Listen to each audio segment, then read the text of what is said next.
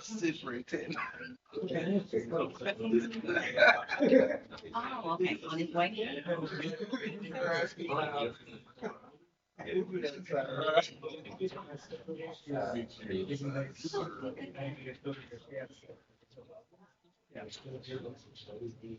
Yeah. How you doing, man? By computer on my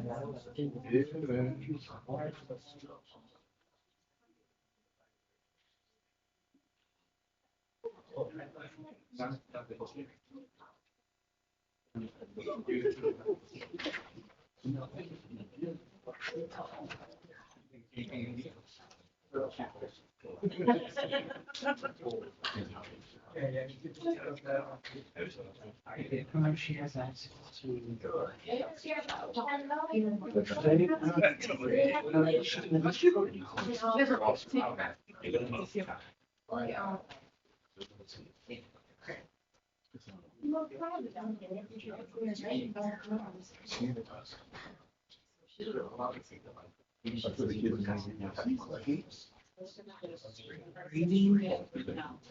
Oh, I think you're being great. How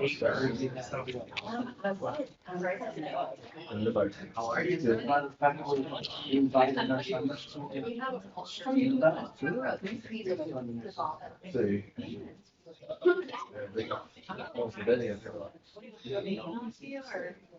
Hi, sir. How are you? Good to see you. Things going well? Yeah, really good, actually.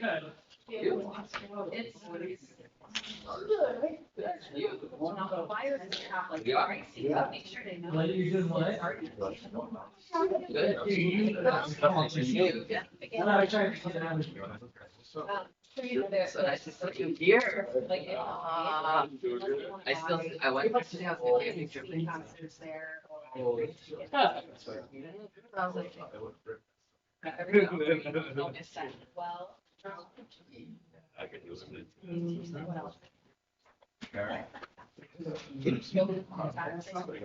Well, you know the quick milestone.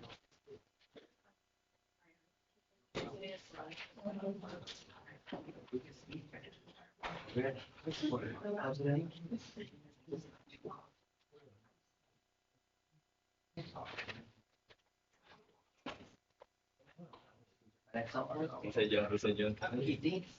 That one, you can be like.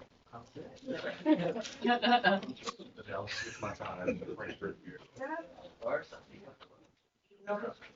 Now we're just like what we do. I knew it. I do.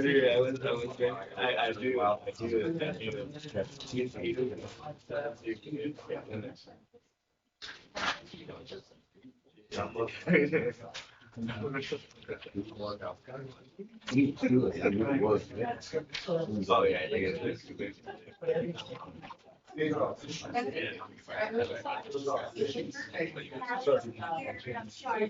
oh yeah.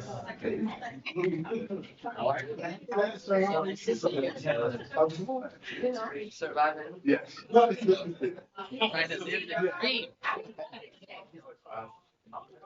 The traffic here was. Yeah. He took me through like 5 years he could, and I was like, I've been trusting this Google. I have no idea.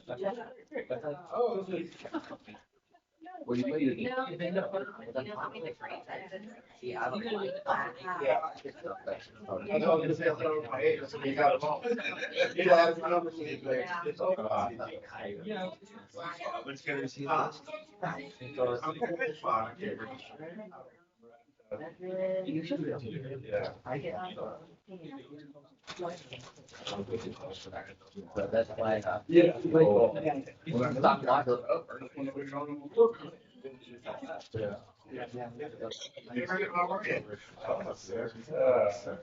Yeah. Yeah.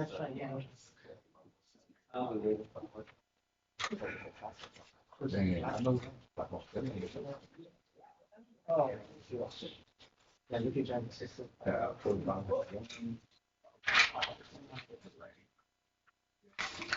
That's how you. This closed session. Want to know. Last page, right? It's a lot. There's. Oh, okay. Yeah. So that's with that.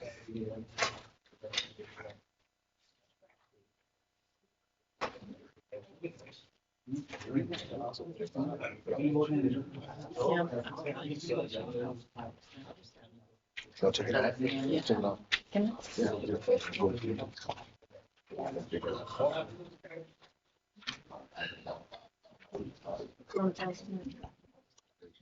Oh, no, just, yeah, that's how I have no pressure. Wanna go push some of it? Fix it up, start this. It's for the Eagles.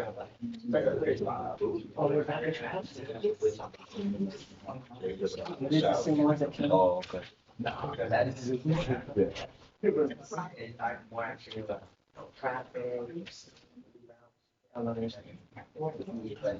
But Apple is the life. You start?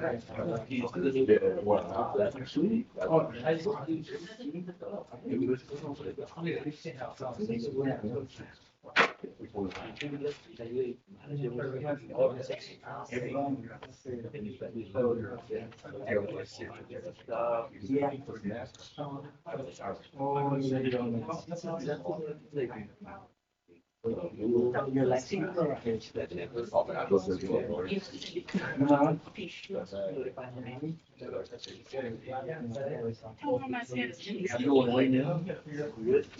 Like 67. Oh, yeah?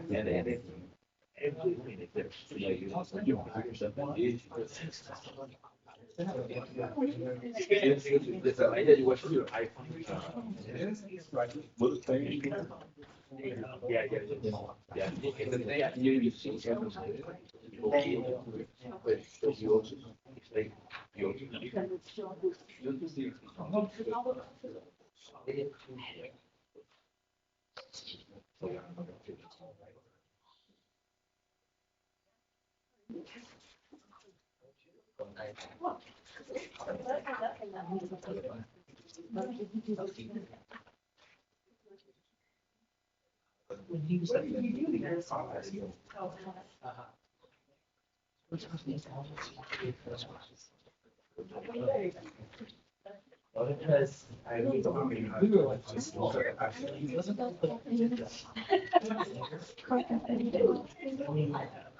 I know you had 30 years experience, but I'm all under. No, no, it's we like to.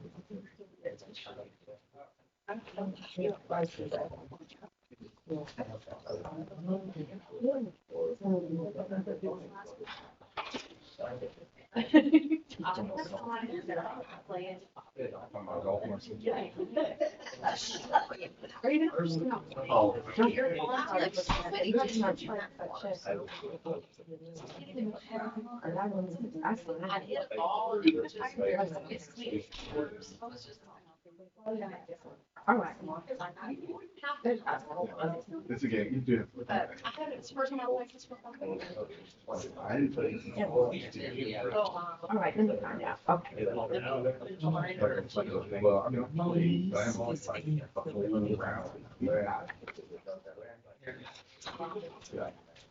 My niece is in the Philippines. She went to Thailand.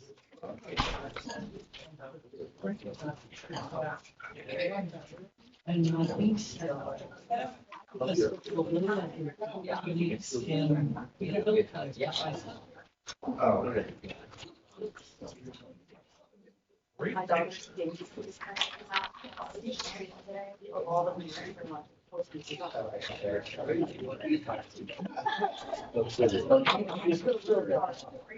We're going to call the Shawnee Board meeting to order at 6:39.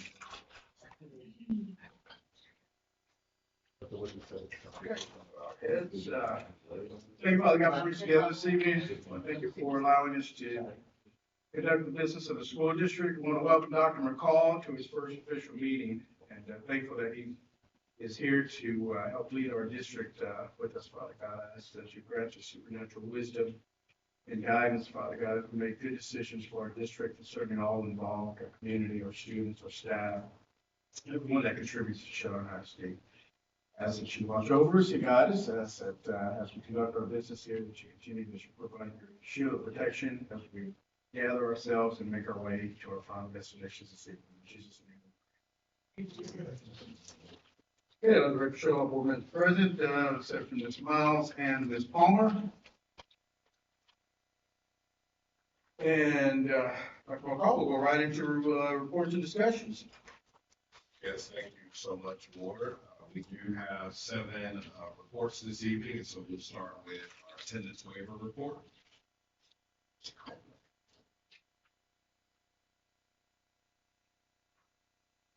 Good evening. Into this one. 1 second.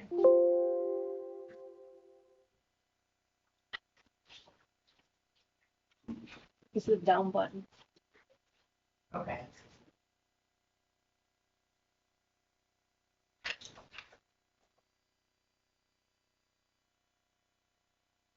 Catching up with me. All right, here we go. Low attendance waiver.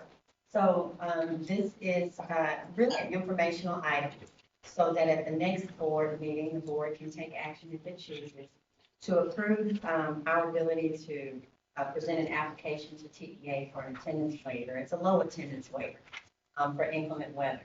So on May 10th of this year, school year, at Craven's Early Childhood Academy, we had attendance that was 10 percentage points below last year's.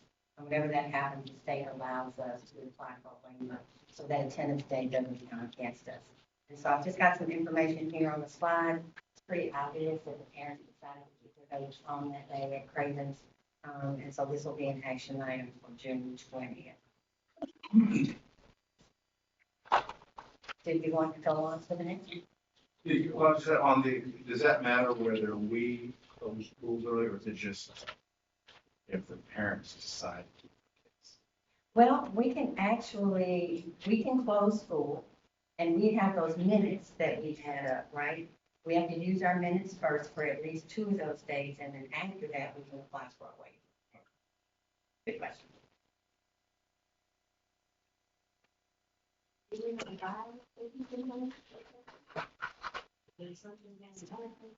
Well, it was bad weather that day, and so what we can assume is that early childhood parents, are kind of skeptical about sending their babies out in the weather and then having to come back and pick them up early from school, particularly if there are a lot of kids who go there and they are in neighborhood schools.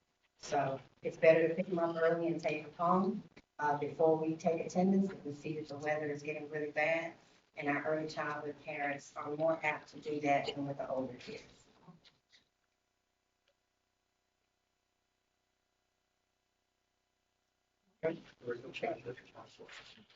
All right, so curriculum resources. This is relative to the instructional materials allotment. So the State Board of Education reviews the materials, and this is just kind of a review, but they review the materials and then they allow us to adopt. Today, I'm going to be presenting some of the materials that we want to continue using. So We will not be presenting any new materials tonight, just to let you know which materials we're going to need to continue to purchase to keep our licenses to use those materials. And that will be an action item later on this month at the June 20th board meeting.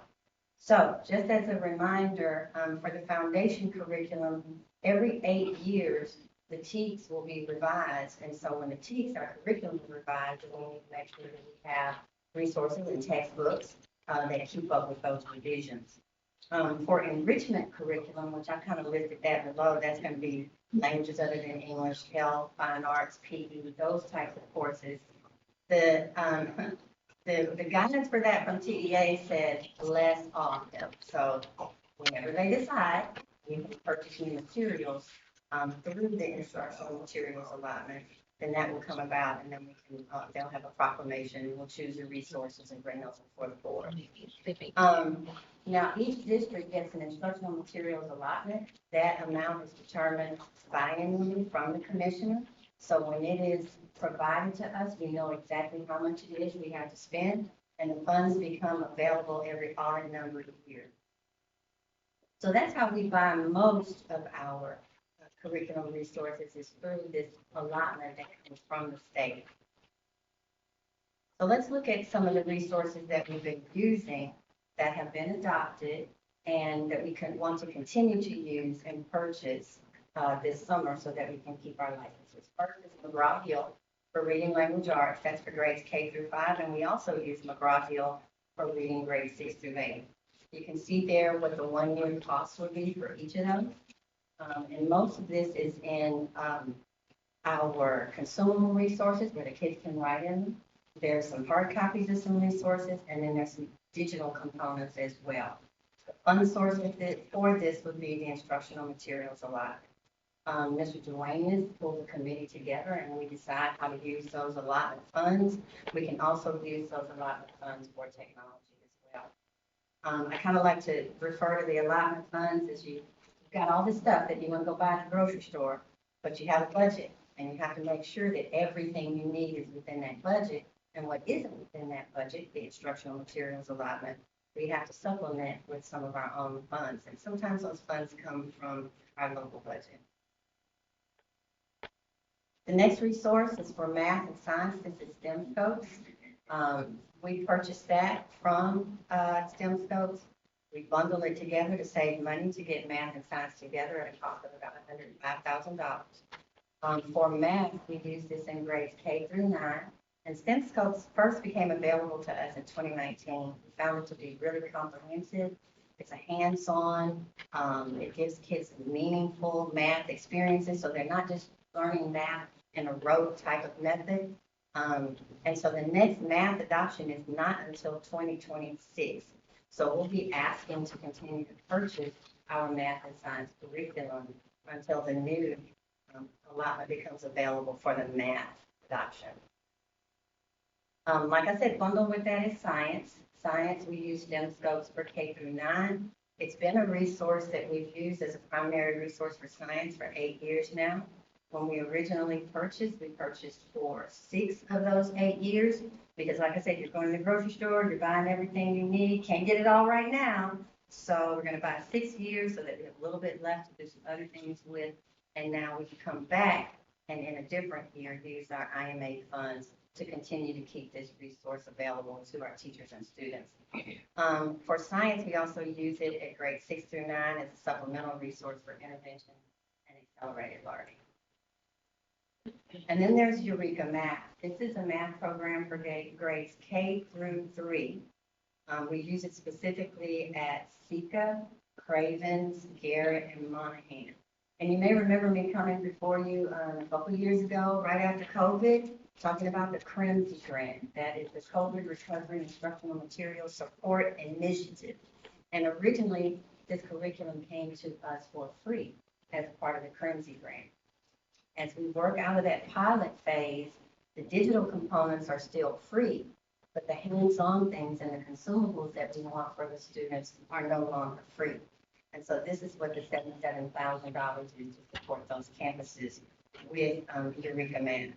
So Eureka Math was been under third-party review. It's really been doing its job. Some of the teachers at fourth and fifth grade comment on, I can't wait to get these third graders to come through the Eureka Man program. It assists teachers with lesson planning, is especially helpful to your brand new teachers who are new to the classroom, sometimes their first time teaching. And it also has family resources that parents and guardians can use at home with their students.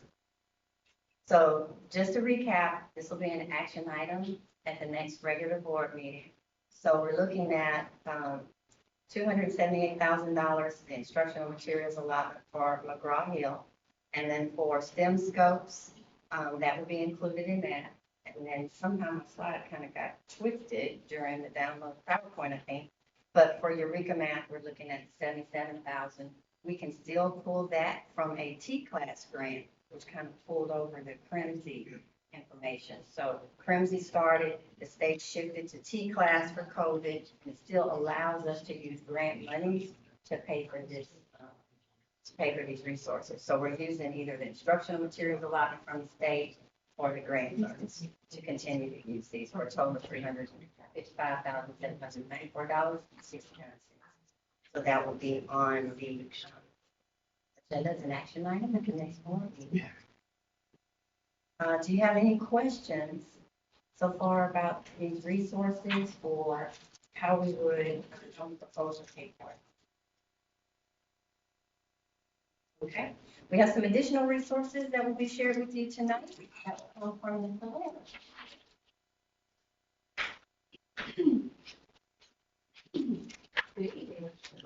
Good evening.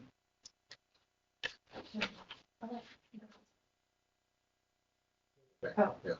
Okay, all right, so you guys know how we love spending free money. So we have the technology team grant that we're gonna use this year with your permission. This will be an action item at the regular June board meeting. What we'd like to do is buy 125 Dell laptops for ECHS. As you guys know, with ECHS, we provide them with their laptop. It's time to replenish those. We've got at least 125 that will be coming out of commission because they simply aged out. We would also like to buy 420 Chromebooks for our elementary and middle schools that have come up to about 96,000. Now remember that during COVID, we used some grant funds to buy a lot of Chromebooks so that we could go one-to-one. So our older kids got Chromebooks, our younger kiddos got iPads, so that we could do that instruction. So what happens is with the Chromebooks, after about 4 years or so, they will no longer update for testing. So we take those Chromebooks and we pass them on to the younger kids, and then we use the grant funds to buy them for the older kids. But remember that testing starts at third grade, so that's when they stop accepting those updates. So it's not that we're not using what we have, as long as it's still, these are the hands of kids, right? So sometimes they're gonna get broken, things are gonna happen that we can't repair them. So this is to replace those. What I don't want to leave you with is thinking that we have lost all of these Chromebooks. That's not what they've just aged out or they've been broken. So it's time to replenish them. Any questions about the lending grant? Okay.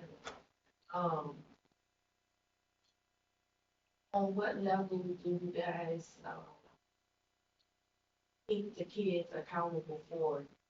Like purchase them and then some get broken, some get damaged. Is there anything set up that, like insurance wise, to replace them, get them fixed? There is. Now remember that our elementary schools, the kids don't leave with them. Those stay in the classroom. So wear and tear that happens in the classroom is really just, a kid with a device in their hand, and they've got little hands. Sometimes things are going to happen. They get knocked off the desk, what have you. But they're not taking those back and forth. So our older kids, we have, I would say at least 50% of our kiddos at the middle school level that they actually have them that they take back and forth, but we have classroom sets as well. And so what we ask, let me go through the different levels. Ninth grade, they check them out if they need them. That's mostly AP students. And then at the high school, they all have the option of getting a Chromebook that they can take back and forth. We ask that the parents purchase the insurance. The ones that can't afford the insurance, we can work that out with them. But the insurance isn't gonna cover everything, right? Because it's kind of prorated. So if a kid completely destroys a Chromebook that's 5 years old, we're not gonna give them funds to buy a brand new Chromebook. We're gonna give them that Chromebook.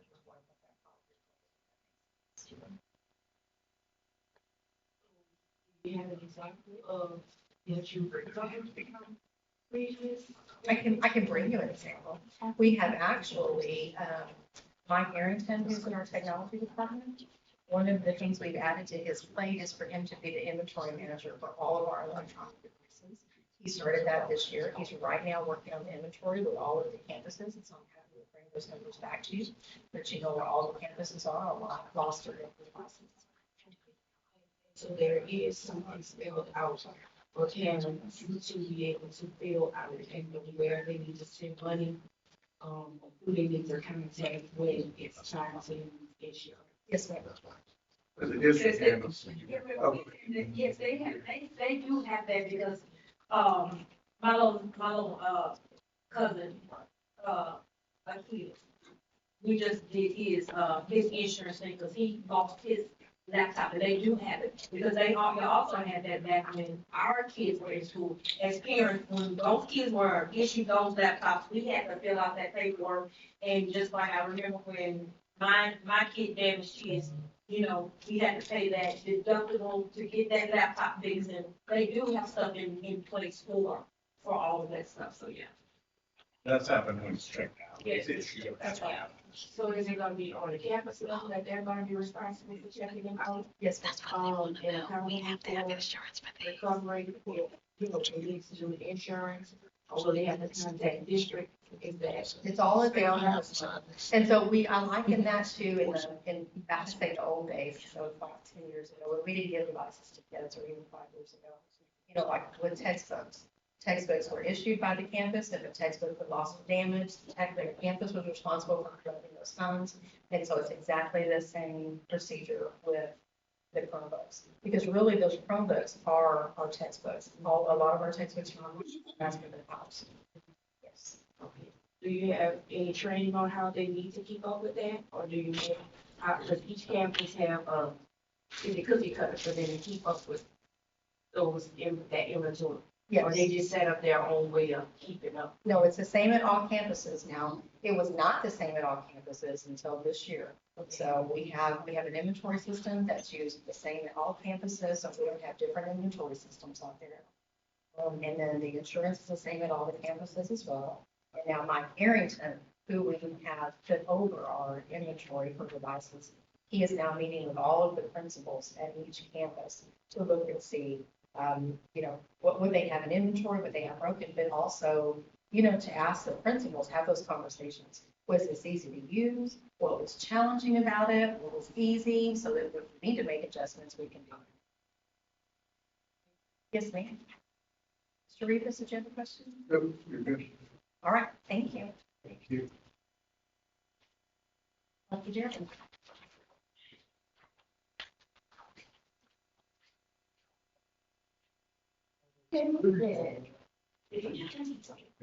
So I'm here to talk about our early learning center and give you an update.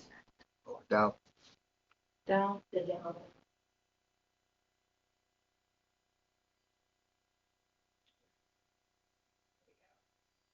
And so, as you all know, our director is Ms. Goosey, and we have an assistant director, which is Ms. Misty Warner. I know a few years ago, we actually removed the position of assistant director, but as we began to work with our child care licensing process, we are required to have someone who's certified as a director or an assistant director to be on the facility at all times. So we had to go back and train Misty, how to get the hours that we require, complete all the requirements. So increase the pay a little bit, but we are required to have an assistant director. So because the center's open 11 and a half hours, nobody can work 11 and a half hours. So so they have a schedule that they trade off, but you know, unfortunately, we are required to have that in place. I just want to let you meet our staff. This is our full-time staff. Then we have our part-time staff. So, at the end of the 21-22 school year, we actually conducted a parent survey. We just wanted to get an idea what the parents thought about the center. That is something that had not taken place for a while. And so we wanted to get an idea. So we did a survey, and what we identified was that we asked the parents how they feel about the kids being in the program. We wanted to know, what they feel about the resources and the things that we were providing. And so all parents, of course, we have teachers and our parents, and they know the importance of filling out a survey. So we got 100% of the surveys returned, and that, they all seem to be overall satisfied with the program. They reported that they thought that the kids were safe there, they felt comfortable with them being there, and they really like the fact that we are incorporating activities that prepare them to move into our ECAs. We also, some of the feedback that we got from them, that they like the fact that they have goals for the students, they have expectations for them.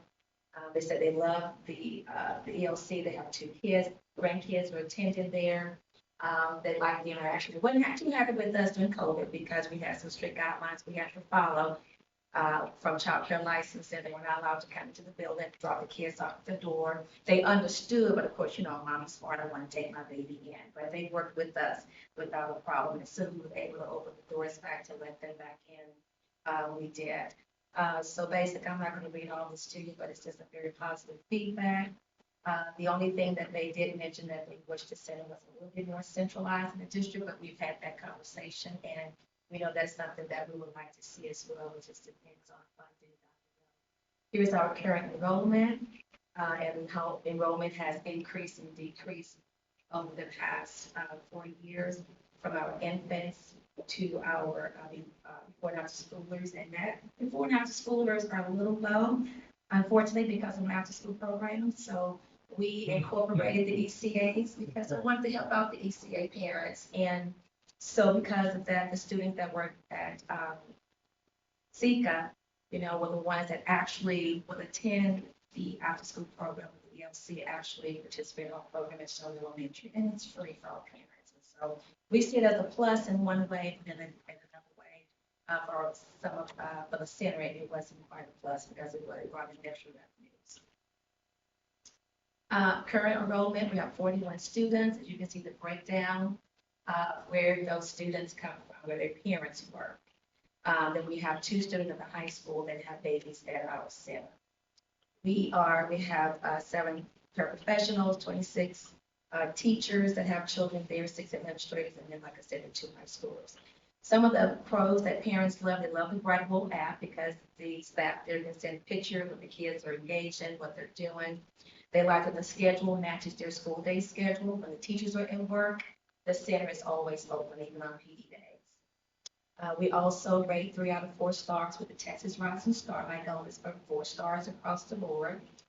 We do work with the Workforce Solution for tuition assistance. It's not very high because a lot of our parents, of course, are teachers, but the parents, most of them, their husbands have good jobs, so they're not eligible. And so that's why we don't bring in as many funds from the Workforce Solution. But the ones that are eligible, they get top priority to be accepted for the services. We also have a school resource officer on site. The officer is there. He's there at SICA. He walks over there to the ELC every month. What we see him over there providing support there as well, so they are visible. The cons, again, was the location and the meals not being available. We used to get meals through the Houston Food Bank, but then some guidelines changed, so they're no longer able to provide to centers only to school day children. So now the parents have to actually provide a meal and bring kids a lunch every day. So for the meals, why can't they do that through cafeteria? Because they are not part of our enrollment. They're a separate entity. They're not school day children. And so the workforce mission, that partnership with that, they have to qualify for that. Yes. No, we used to have a partnership with the Houston Food Bank. No, I'm talking about the workforce mission. Workforce, where they provide the meals. No, not the meals, just tuition. Tuition, yes, but that doesn't include meals. Yeah. No, I'll switch off. I'm sorry, you jumped forward. You jumped on me. Okay. So, and I don't know if you remember a few years back, we talked about workforce commission as partnering with them.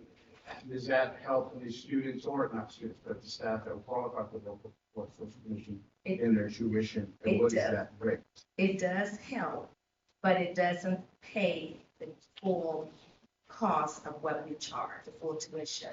I think it covers about like 80% maybe. So workforce pays a portion, the parent pays a portion, but still it benefits the parent, and that's what we kind of look at, especially when they're on students. But we just don't have enough that are eligible, that are enrolling their kids in our program. The eligibility, what is the eligibility? Well, it's like we have kids that are free and reduced lunch. Okay. You know, it's that poverty level, you know, that, That's but they only make a certain amount of money, it's around $25,000 to 30, depends on the number of children in the household. So there is a scale for that. But a lot of our parents that would elect to come here, like I said, their husband have good jobs, unless they falsify information, I'm not telling them to do that. So most of them are just not, they're not qualifying. Excuse me, thank you. Are there any other avenues that you guys have looked into for lunch representatives? For lunch. I've done some research on that, but most of the opportunities that I've seen, they are for school-aged children. And I've even talked to Mr. Green, who's over our child nutrition department, just kind of seeing everything we've seen, especially through the state, is all, pretty much for school-aged children. And then some of the other entities, it just didn't provide what we wanted. And I'm very picky about that because I know with certain companies, the one time we had it for our after-school program before we got on with our child nutrition, they would bring the food and it was cold. Or we would get it late. It was just so many issues. So back then, when Ms. Portman was here, I told her, I said, can we apply for our own grant? And we worked together to apply for our own grant. But now it's aligned with our school day grant for meals for after school. Yeah, so we haven't looked, and we haven't stopped looking, but it takes some time to research and try to find those things. But after we talk to other facilities, but a lot of time because of how it's set up, some places will fund and some will not, But I'll be honest, the parents at first did not like it, but they do still bring their kids to food that they like, but it's always good to have options for those that may not have that way. Just some of the pictures, the highlights of the program. Here to show you our operating expenses, pretty much, it's all payroll for the most part. Some benefits and very little supplies that are really needed. Most of the supplies we purchase is like dishwashing detergent to wash the blankets and sheets and things of that nature. Hand sanitizer, a lot of still PPE materials that we use.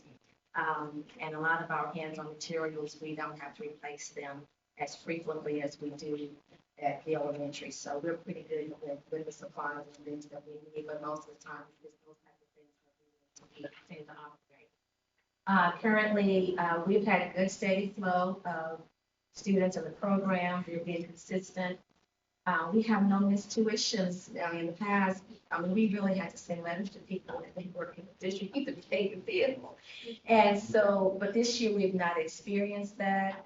I have updated this page. So our generated cost for this year is $295,000. So in order for us to be 100% sufficient without being in the red, we need to be at least 3/3% at capacity. And right now we are not there, and we're working on it. So I just want to kind of give you, looking back 3 years, our revenues. You can see the revenues. 2021, 183,000. Our expenditures is 296, leaving us in a negative 112. 21, 22, revenues 257,000, expenditures 335. Overall balance with a negative 77,000. And this year we're projecting, Mr. Jordan, I'm bad, we're projecting revenues of 295,000, expenditures 359 with a negative 64,000. But I have to say, a couple years ago, it was not running itself. I wasn't part of it at the time, but it was in a negative $2,000 to $3,000 every year. So we've worked hard to try to bring that number down. We are still very competitive with other daycares and our tuition costs. I was just talking to if it's conflict, she's like, I don't really want to bring my babies because it's so much cheaper, but, so I'm working on, but there's some extenuating circumstances there, but she knows what our program brings, and so she's been watching us, and she feels like it'd be a good place for her babies, so we are very competitive, we try to make sure we stay right under that edge, to stay competitive, but not to be above anyone else. Any questions about the money?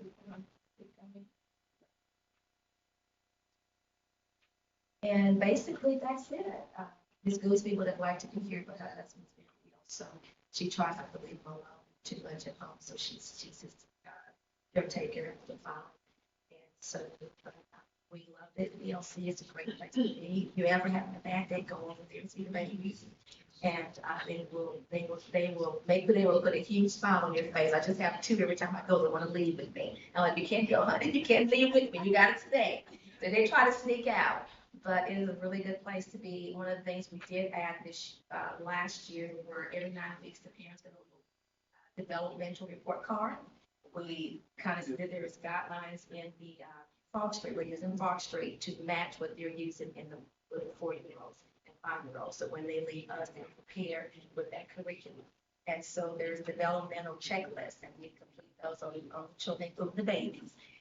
Every 9 weeks, and it goes up to the parents. They're very excited about that to be able to say, oh, they're rolling over, or now they're killing it, or now they're doing this, or they're speaking more than just 2 words. They're speaking in complete sentences and things of that nature. So we're very proud of the center and proud to be able to offer that to our employees. And that is a salary, but it's just on the other side of the district.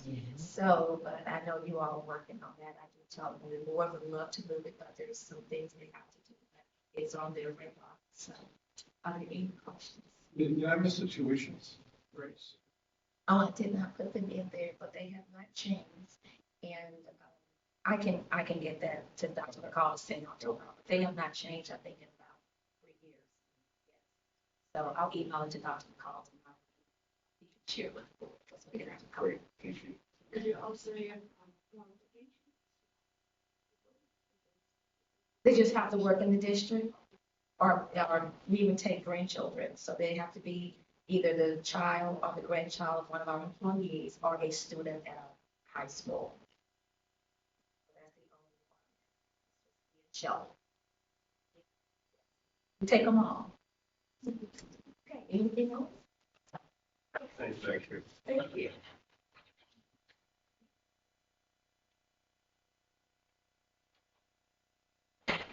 Hello, everyone. Thank you for the evaluation. So I am Brooke Joge, your Executive Director of Special Education. I am going to review our supplemental aids process for special education specifically. So there's different programs that have access to this specific accommodation. So I just wanted to establish, I'm always speaking on that. And so for supplemental aids, our special ed teachers are guided by the individualized education plan. So it's those IEPs that are developed during what we call the admission review dismissal meetings. A lot of us will say hard, but unfortunately, sometimes our parents hear art and they go, I'm not concerned about art, I'm concerned about students' progress and the curriculum. So I have to be very careful on how I speak because sometimes it comes off indifferent. But our teachers are guided by those documents that are developed during those meetings. It's very specific to the students. It's not general. So it has to be based on their placement into the program and then what we establish as their present levels and their academic needs. So how we develop that is through our data collection.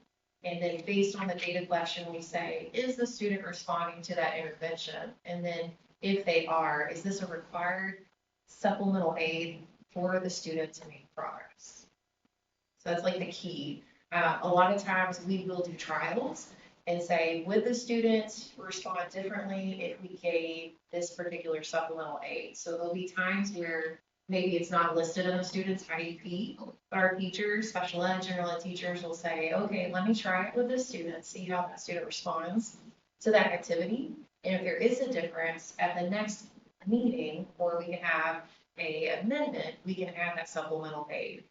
So for us, I talk about in the slide about it's based on the student's needs.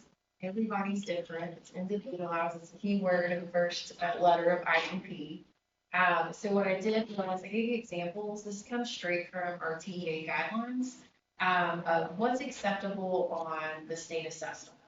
The key is that we've got to know what the students can use on this state assessment to be able to be ready to use it. So as you can see on the left-hand side is the grammar rules. So if you look at, you can put the type of grammar, give the rule to it, but on the day of the star, I cannot put an example with it. So what we would do in instructional purposes from day to day is I would provide the student with the example and then slowly fade it away once they understand that concept. And then we give the supplemental aid with that column where it says example blank, and we have our students build a sentence as an example, and then we give direct feedback. Then we talk through them on the day of state assessment, it's going to look blank here. Don't panic, it's supposed to look like that. Same thing with your place value chart. You'll see on the right side with the big red X, it has all the labels. And then on the left-hand side is saying that's how it would have to look on the state test. So what we will do in instructional purposes, we give the place value chart with the labels, and then we slowly fade it away where we teach our students how to fill that out correctly. The biggest thing is this, is if we have a student that has a memory deficit in their cognitive profile, we don't want to set them up for failure.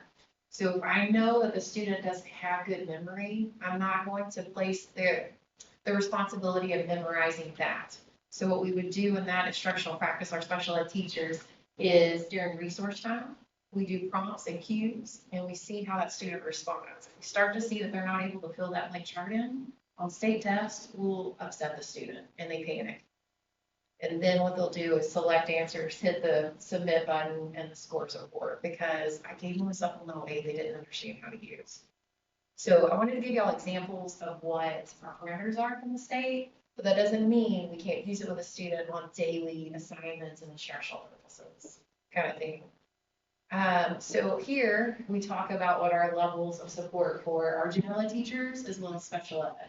So currently we have our general ed, special ed, our special ed teachers upload into our Eduphoria on all students, their teacher bundle. And in that teacher bundle, we'll have goals and objectives, the students' accommodations, if they have direct services, in-class support, speech, our teacher will have access to it. Some of our teachers like electronic format and others will be able to print. So it's just based on how they prefer to keep those documents. And on those documents, supplemental aids is listed on the accommodations page. So what it will say is Brooke has a supplemental aid of a math chart, and it'll endorse for math class. Brooke will be able to utilize that for daily assignments as well as assessments. Right now, the layer is that it's not specific in the Eduphoria, nor in our frontline system that develops the individualized education plans. So what we're doing this upcoming year is we're going to upload the specific supplemental aids into Eduphoria.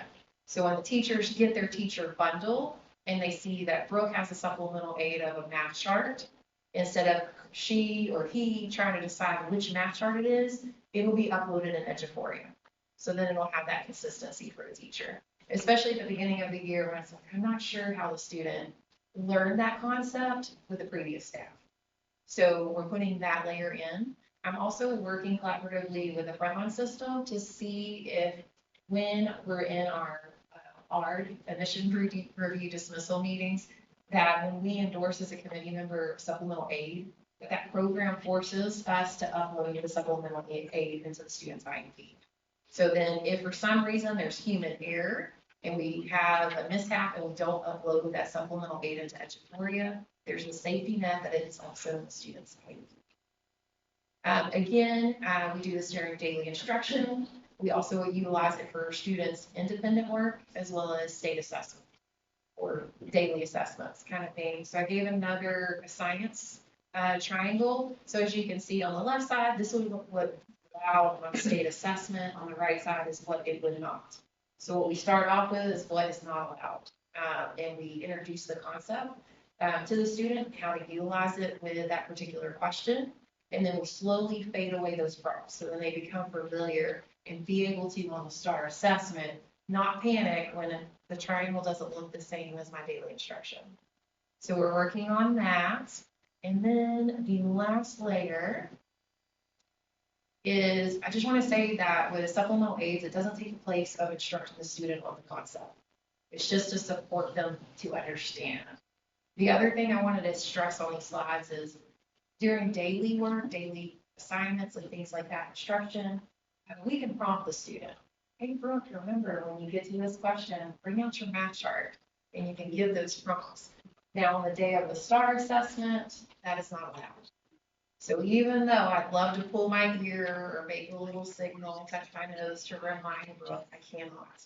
So there are times when you see during a STAR assessment day, they have their folder of accommodations, supplemental aids. And the student may use it, the student may put it to the side, or sometimes worst case scenario, they put it under their desk. So at the end of the day, when it comes to state assessment, unfortunately, we cannot prompt.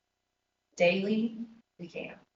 It's just when it comes to that state assessment, unfortunately, we can't. So there are times when you observe, you'll see our students not always use it consistently on that day.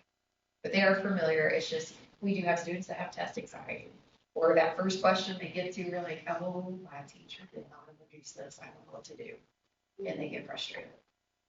So what we've done is really support the teacher on how to introduce the skill, give them different tools and techniques to support the student, just to build their capacity. Just because a student doesn't respond to one supplemental aid doesn't mean it's completely off the board. We can always change the supplemental aid and see if the student responds differently to it. The other thing that I wanted to say was this summer we are offering professional development for our special ed teachers and our general ed teachers. The focus, the theme is data-driven decision-making skills. And so what we're doing is working not only with our special ed teachers, but our general ed teachers, provide them those tools to really make appropriate decisions and recommendations in the IEP meetings. And really saying, does the student respond? Does that need to be endorsed or placed in that student's plan? So I'm really excited because we've added that layer for our general ed teachers. The last 2 years, I've been hyper-focused on special ed teachers. And this year, I'm going to be able to add that support. So we will be using a data sheet that they will prepare and just say, supplemental aids, blank graphic organizer. The teacher can look at the information that she's collected on the blank graphic organizer and say, how did the student respond? She'll be able to say how successful it was and bring that form with her at the IEP meeting and say, hey, every time I bring this blank graphic organizer to Brooke and she's able to utilize it, we see an increase of 20 points when she does her assessments or daily assignments. So we're trying to give them those tools so they're empowered to make appropriate decisions. So that'll be happening this summer. So any questions? Yeah, that sounds very, very good. So the last point that you said about the PD, is this a way to kind of ensure that the teachers are keeping track of what aids the kids are using? Because what prompted this for me was I noticed that the kids were not familiar with the supplemental aid. And just to make sure during the entire school year, even though we're starting and fading them out, that we reintroduced it, when it's closer to test time, so that they don't forget it and they don't put it out their desk. Right? If we can make it a fun way, like back in the day when we would sing little things or make little different things for them to remember, and it's cool because bad kids, special ed kids, they don't like to be different. I'm battling with the last one at home. So I just wanted to make sure that was what the understanding was. So it is going to be a checks and balance. Yes, ma'am. We also have in our system in Frontline, we have the plan management where we develop the plan. And then we also have another application that's called service management. And that's where our teachers are documenting the implementation of services. So when we go see a student in the classroom for in-class support, we can, for lack of better words, it's almost like a attendance sheet. And so we would say, I came to support Brooke. And these are the tools that I used, and I was in there from 9 to 9:30. Okay. And it tracks, they have 10 days after services are rendered. So they have it scheduled during their teacher conference time to document those services. Will you come back and give us a report on how it's working out? Absolutely. Okay, yes, thank you. Yes, ma'am.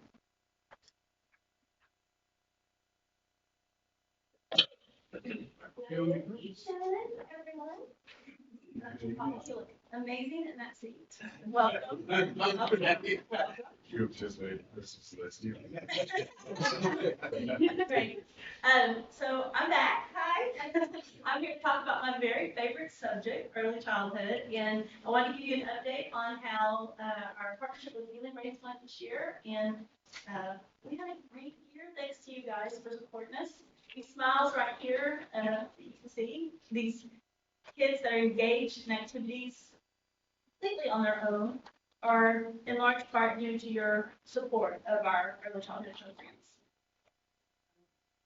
Give you a little update, just a reminder about our Feeling Brains partnership. We partnered with Feeling Brains because we noticed that our children, even if they were gaining some academic skills, literacy skills, they were not, one, they weren't retaining it when they went to first grade. And we noticed that a lot of the behaviors that they were having, they're not able to focus, not able to self-regulate their emotions, not able to switch easy from one area in the classroom to another.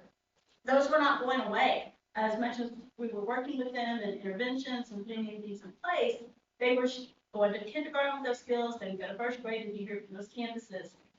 And so we want to do what's best for our kids. We want to provide them everything that they need to be successful humans when they're adults. And so we all know that they need those soft skills, which they need to be able to focus. They need to be able to retain the things that they learn and that they hear, all 1 step, 2 step directions. And so looking at the brain development and talking to Feeling Brains, they had all the research for many, many years showing that those have to be not just taught, but nurtured and developed. And that's how pre-K was designed. That's why pre-K was designed many years ago, was to develop those, because that is the time that the child's brain is able to be developed. That's when it's pliable after about 7. It's not gonna, the capacity to learn, it's not gonna be very easy to attain. We need to do it when they're little. So we wanted to partner with them to develop our executive functions in our children. That's the cognitive flexibility, the work enduring, and then inhibitory control. We wanted to teach the kids how to learn, not just what to learn. We didn't want them to be just these little humans that waited for everybody just to dump information on them. We wanted them to be able to ask questions, to problem solve, think critically. And then on top of that, we wanted to work with the thematic curriculum, which Feeling Brains provided for us. Because when a child is immersed in some topics, one, they're excited and they're engaged because they want, you all know that little kids are going to learn the dinosaur names before they know a lot of other things. They're interested and they can learn if you're giving it to them in their, what they're engaged in a manner where they can explore and learn themselves. And so there's some cute pictures there showing our kids, the little picture to the middle, the little girl designed her own skyscrapers. They learned about downtown and they learned the word skyscraper. And so she designed it like an architect and then she built it. And she was really excited to give an oral presentation on how her design worked. And the ones next to it, you can hardly see the little robot, but those two look as a kit with all different pieces that they learned about robots and we got all the parts about robots. And they had a box of parts and a remote control. And these 4-year-olds put that robot together and driving them all around the classroom and talking and using the vocabulary. So there's just some great things happening there. So what did Feeling Brains provide us throughout this year? First of all, they had originally said they were going to become very much team, almost like family. And they did not misquote that. They have been with us every step of the way. So they provided us, first of all, the research. Then they provided us the brain assessments that we were to give the kids to see where the kids were at. They provided us the behavior training that we need. How do you help kids gain inhibitory control? That means control themselves, not reach out and grab things when they shouldn't. Keep their feet still, not go running down the hall.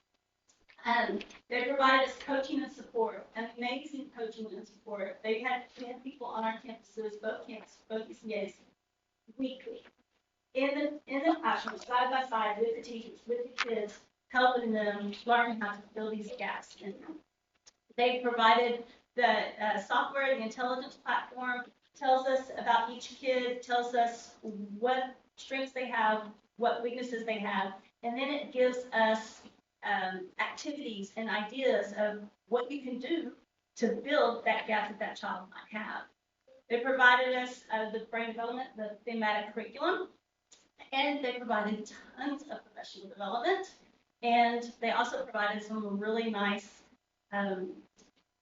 materials that are specifically designed if you have a child that needs to work on maybe it's self-help skills. They can learn how to zip and tie and so forth. They have kits designed for that. So if a teacher has a child that says they can't do this, there's a kit for that they can go and they're engaging. You can see some of those in the bottom picture there. There's that's two of our Fueling Brains partners. They helped me with the parent event that I had where I'm training the parents in the community on what executive functions are and why they need to start with their kids even before they get to school. They're with us every step of the way. So professional development. They provided over 50 hours of direct professional development for our teachers, for our coaches, and for our administrators. They provided that professional development was on the left brain, right brain movement curriculum. And what does that mean? If I'm a left brain teacher, how am I implementing instruction? If I'm a right brain teacher, how am I implementing my instruction differently than the left brain classroom? It is a different approach. The right brain is very inquisitive and prompting and letting kids discover and explore and drive their learning, which on T-tests, the instrument that we're evaluated on, educators, for a teacher to be distinguished way over here, it says student-led learning. You want the students to lead their learning. And this approach trains our children how to do that. And they get so much more out of it when they're interested in it. They helped us with our environments. So with the thematic curriculum, we wanted to turn our rooms into that area. So if it was space, we wanted it to look like space. If it was the polar region, we wanted it to look like the polar region. But how do you do that and get all the materials to coincide with the theme and still work with those executive functions that need to be taught? So they supported us on that. And then they supported us with the behavior support, which was huge. We actually had a certified behavior person that they had work with them that came and worked with our kids. So when we had kids that weren't responding to what we were doing, maybe somebody would call them ADHD, but they just haven't learned and been trained how to focus. So the BCA could come in and give the teachers some techniques, some activities to do to help that skill build in that child. Lots of professional development. Oops, sorry. Lay on this. Did it skip one? Okay. So we had a lot of great highlights. We were there's pictures there that you can see that our teachers had really good things to say in the end. If you talked to them in October, they were pretty stressed because this was completely new to them. A new way of teaching, switching classes, thematic curriculum. Was this going to work? You keep telling me just to trust the process. But these are two quotes that two of our teachers, a lot of them gave really good feedback, but these two kind of stood out to me because they were, I just felt very honest. And Mr. Rojas said, even though it was a tough year, I definitely see the value in what Fueling Brains is trying to do. I see growth in all areas of my students as a whole. These littles definitely need this foundation, and I hope it makes a huge impact when they move to kindergarten. She went on to say that she really felt like they were going to because she was originally a kindergarten teacher, had moved down to pre-K, and she felt like the kids that she was sending to kindergarten for next year were stronger than any group of kids that she had received as a kindergarten teacher. And Ms. Kesson, who happened to be our teacher of the year not too long ago, said it was refreshing to get to focus on the developmentally appropriate practices to help students normalize to school. Meaning they didn't have to start with academics day one and try to just start cramming that into the kids when they were just trying to figure out where's my mom. She said it's been a challenging task, but well worth it. the battery one there. There we go. So I want to get into what did all of that partnership get us? It got some incredible results in our children. At the beginning of the year, the overall executive function, it stands for executive function, was at 28%. That basically meant that the majority of our kids had a 2.5-year-old brain. They were 4-year-old bodies, but they had the impulses, the thought processes, the vocabulary, of what nationally says a 2-year-old would be doing. And so we had a lot of work cut out for us. So we did what Fueling Brains asked us to do. We dug in. We really learned what brain development was, what executive functions were, and how to teach them. And you can see that at the end of the year, this group of kids was at 92%. So we took them all from that 2.5-year-old brain to now a kinder-ready brain, a brain that's ready to learn.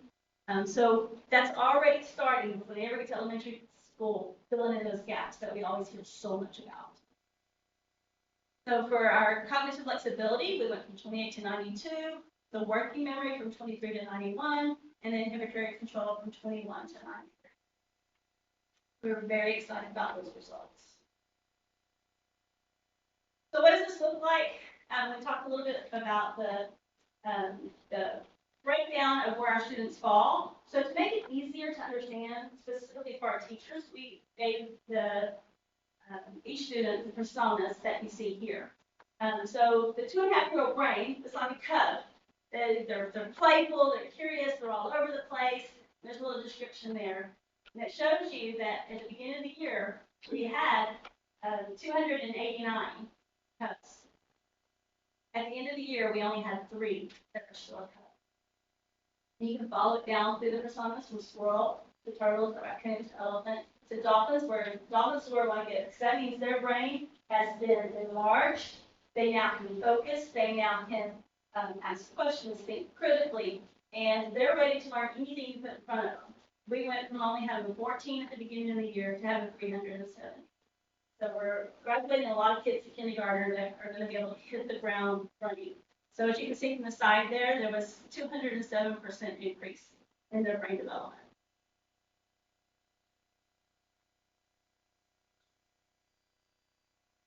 So a little bit more data to look at. To give you some perspective, last year, and you can see this, you saw the data earlier in the year when I went over this, but last year, the students that were kindergarten and towards the end of the year, 36% were developing, 33% were progressing, and 31% were mastering. This year's pre-K, you can see where they started in September, 87% developing, 10% progressing, 3% mastering. Go all the way to the end of the year, we only have 4% that are still developing. We have 13% that are progressing, but 83% of the students are mastering. That's compared to the 31% from the cohort the year before. We were able to fill in that many executive functions by being able to focus on them and training our teachers on how to build that capacity. And so just another way to look at this, how does it compare to the non-Fueling Brains pre-K and our kindergarten comparison? On April of last year, we tested the pre-K students that are now our kindergartners. They were, as you just saw on the previous slide, 36%, 33%, 31%. That same group of kids this year in kindergarten were at 34%, 33%, and 33%.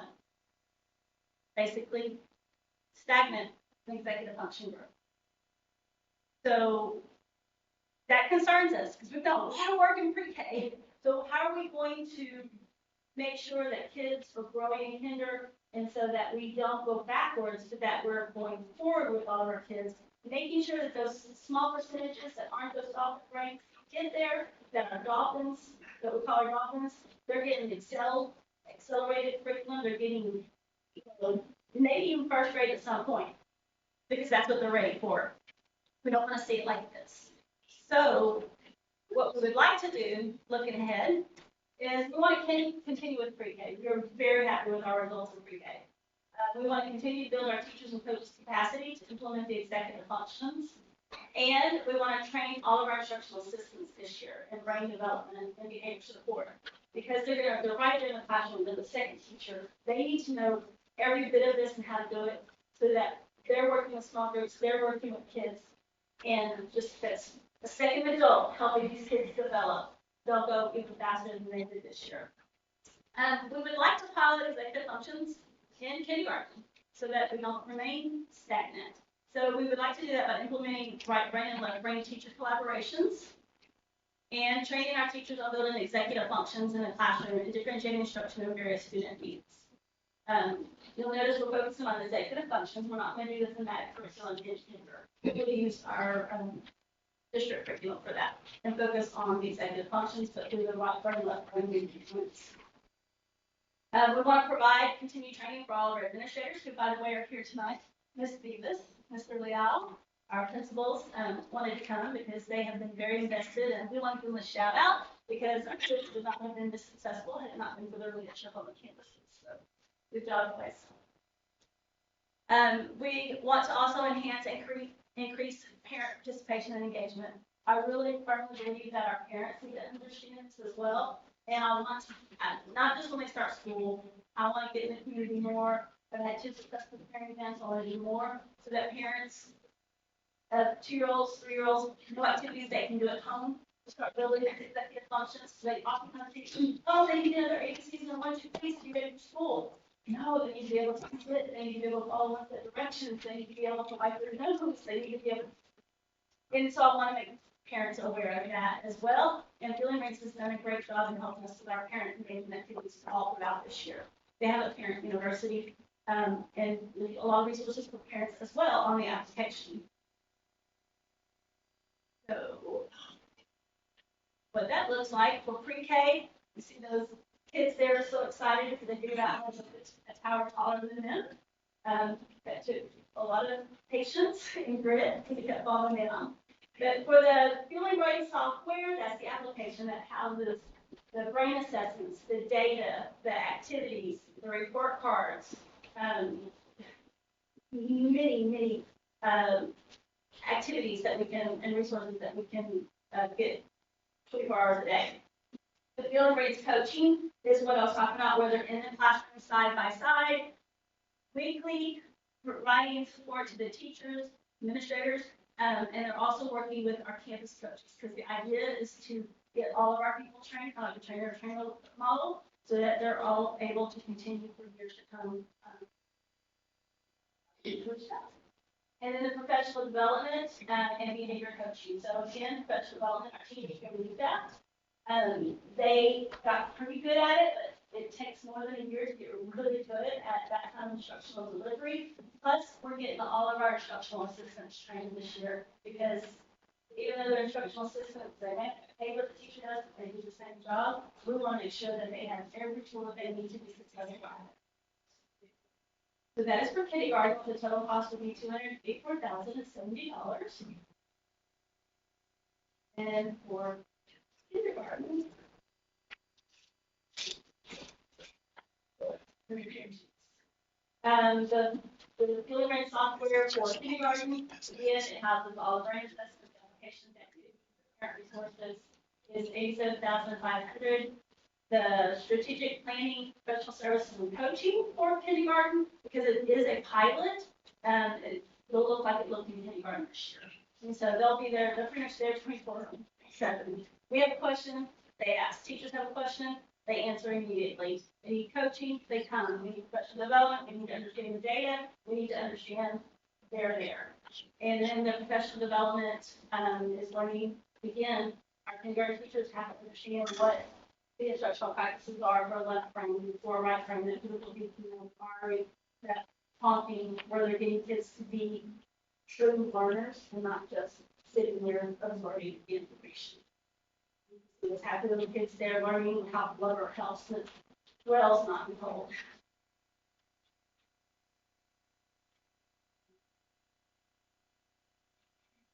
Questions? I want to introduce Dr. Corinne and Dr. Corrales that are here from Feeling Brains. They're here as well. What evaluations, as you went through the evaluations of where they started at the beginning of the year and where they ended where they ended at the year, what assessments were we doing, evaluation were we doing prior to the grades? We did, So what do those numbers compare to? they're not compared to anything because unfortunately, the state did not have anything for us to assess brain development. It's all academic related. Yeah, that's kind of been our conversations the past few years as far as the pre-K, K scenario where we have campuses. There's been no data to say whether that's beneficial to the kids that have it on separate campuses, which incorporate them. And so now this gives us something to gauge what primarily pre-K and now K will do or has done this year and how beneficial what we're introducing our kindergartners to in now potentially first grade. Who knows where this will go, but right now our focus is on getting kindergarten because we have such a perfect early childhood world with pre-K and K on the same campus, where we can train everybody in that building that's going to understand. They already understand some early childhood, but now they understand true brain development. And so we want to get that going very well, where we have the numbers in the 90s for both grade levels, and then we have the first grade teachers the next year saying, what have y'all done to these kids? We have never had a group of kids this smart and this curious and this vocal. And so that's what we're hoping to accomplish. So evaluation though will be focused or is focused on what Feeling Brains curriculum is throughout the year. That fair to say? No, the curriculum helps enhance the executive functions. The assessment is on the executive functions on what the kids can do. So it's an observational checklist on how many times does a child need to be prompted to complete a task. Can they go and start a station by themselves, or are they waiting to be told what to do? Do they know how to wipe their nose? Do they know how to ask for help? Do they know how to? So it's a series of questions that have been researched and tested throughout Canada, and Dr. Prim can certainly answer any more technical questions about it, but it's looking at those characteristics that say whether a child has that executive function or not, so that we can start building it. And then prior though, and is it not, I don't want to say what we were doing prior, but how much more focus does it take, or how many more personnel does it take to be able to evaluate those kids regularly each day? That makes sense. It does make sense. So we do the brain assessment 5 times through the year, but it doesn't take that long. The teachers are able to do it, and Feeling Brains has assessment staff that assist us if we need it. So it's actually the easiest assessment and less time-consuming assessment that we give in the district. We'll go on and say that, working with students on how to learn versus what to learn is going to be a skill that's going to benefit them in the future. As you all know, the access to information is easier than before. And so we really need to be producing students that are self-directed in their learning, know how to be resourceful, know how to ask for help, know what resources to use in order to be self-directed learners. It's the expectations. So hearing this information is very motivating, it's encouraging, and so we just have to keep up with our students as they continue to go through our program, go through our educational programs to make sure that they stay self-directed and they don't fall into habits where they become so dependent on what versus how. What's the potential for this? I know we're looking at kindergarten now. Would it be potential for there being value at some point in the future to continue on to first grade, second grade, or is there a point where now, of course, the state takes over and dictates now what we're teaching or testing? Mm-hmm. Well, first, just real quick on that, there is some exciting traction out there on starting to look at brain development and executive functions and not just ignoring it and just focusing on academics. So I'm excited about that, and I hope it gains more traction. But moving forward, there's absolute benefits to it because the brain changes throughout. So after you get through first grade, then the brain starts to, it is what it is. It has all the little dendrites and neurons, and now it's going to take in whatever it can take in. So if the brain was developed in SISD, it's going to be able to take in that much information. the brain was developed and it's this big, it's gonna be able to take in that much information. It's not gonna change again very much till about junior high, which we all know that, so we always say something happens to our middle school kids. It's true, it's brain research. And so there is always, there will always be a need if the child wasn't with us and didn't get that, what I call the leg up in the world because they had those built for them. They are currently working with school districts in first grade, second grade, on up through fifth now, and actually a district in another state has requested their services in sixth grade. So yes, there is potential, and there's going to be a need because you always have kids moving in and out. This is our first year with pre-K. We do kinder, that would be, so this class right here will be our first to kinder. Yes. Then when they get to first grade, they'll notice the difference that they make in first grade. Yes. So that's coming in, being able to sit down, start learning more. Ask questions, think critically, not sit there and wait for the teacher to prompt them. Like right now, you'll have readers and they'll be like, Right, because I I know, know instead of just being able to go, yeah, I got it, that's cat, because I know, it's I can look here and I can do this, and they're sort of self-reliant. They're not just waiting for somebody just to get it on. that's what we were worried about, is the transition from kinder to first. Right. And being such a huge transition. Yeah, and then going the other direction, we're going to be in conversations also about pre-K three. So is there a separate, I know we've got pre-K, now we're looking at kinder, how does this incorporate pre-K three? Because we had pre-K 3 years. Yes, it did, I loved it. Yeah, and so the younger we get the kids, obviously, we were able to make an impact on those grades also. So is there a separate program for pre-K three, or would they just be right into pre-K? It works pre-K 3 works very much. I think he stood up and he raised his hand. I've been trying to hold you. Yeah. Very passionate about building our early little. Thank you, board, for, well, first of all, you did a fantastic job. So, that was amazing. Brain development doesn't start at 3, 4, or 5. It starts at 8. Executive function formation starts around 10, 11 months old, maybe around 8 months. We start measuring the brain at 8 months. The peak brain development in your entire life happens at 2. Between 2 and 5, the brain starts to get efficient and starts dropping your neurons, right? So whatever you were born with, if you don't use it, it starts to go away.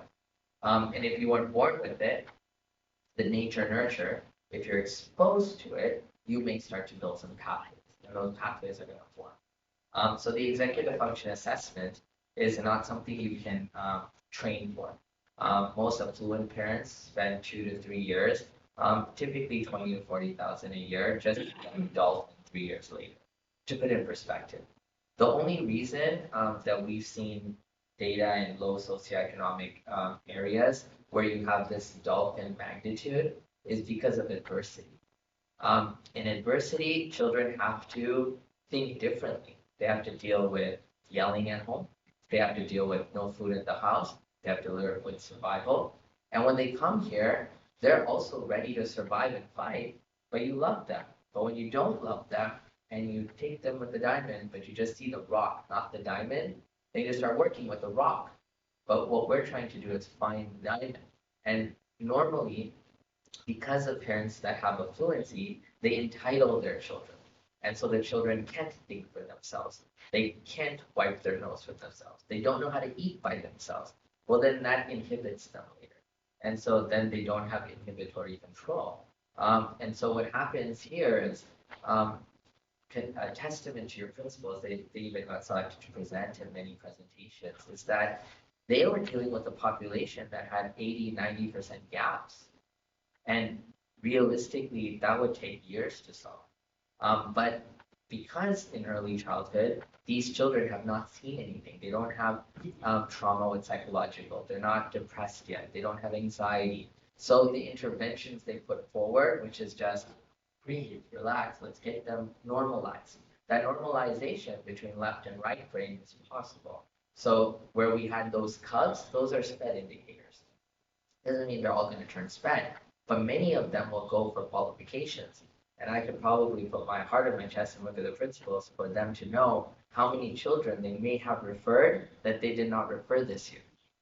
And so this is the interesting part. So yes, working with executive function, we work with all populations, all the way from 10 months old to 12-year-olds. What I can tell you is 2-year-olds is the easiest, 1.5 is easier. That's like fresh Play-Doh. It's so much fun. You can do a lot with it. 4-year-olds is like our high school. That's when the brain is 85% developed. So if you don't take an intervention at 4, you're going to go backwards. And what's going to happen is you've just increased your executive functions a lot, but you have summer right down the door. They're going to go back home and things are going to unravel a little bit.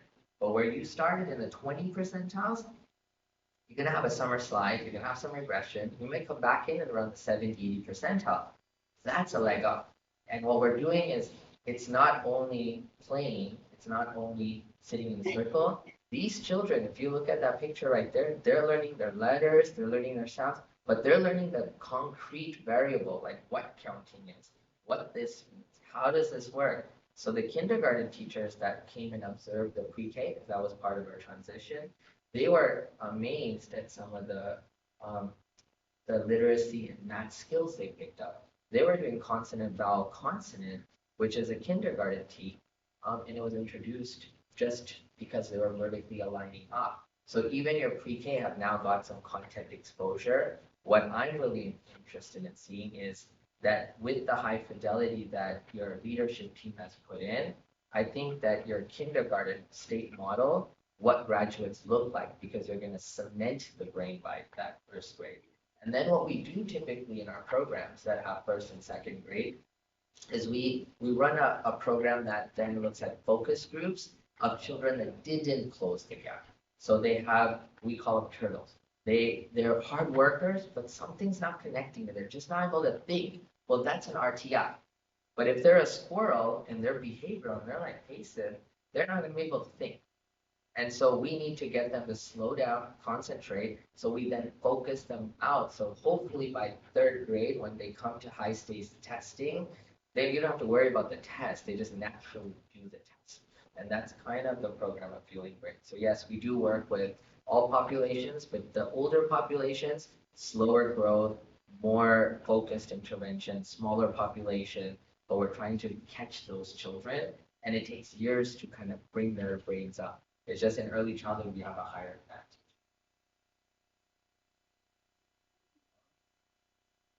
Any other questions? Will Dr. Davis be our contact in the future? Or? So, yeah, maybe you're being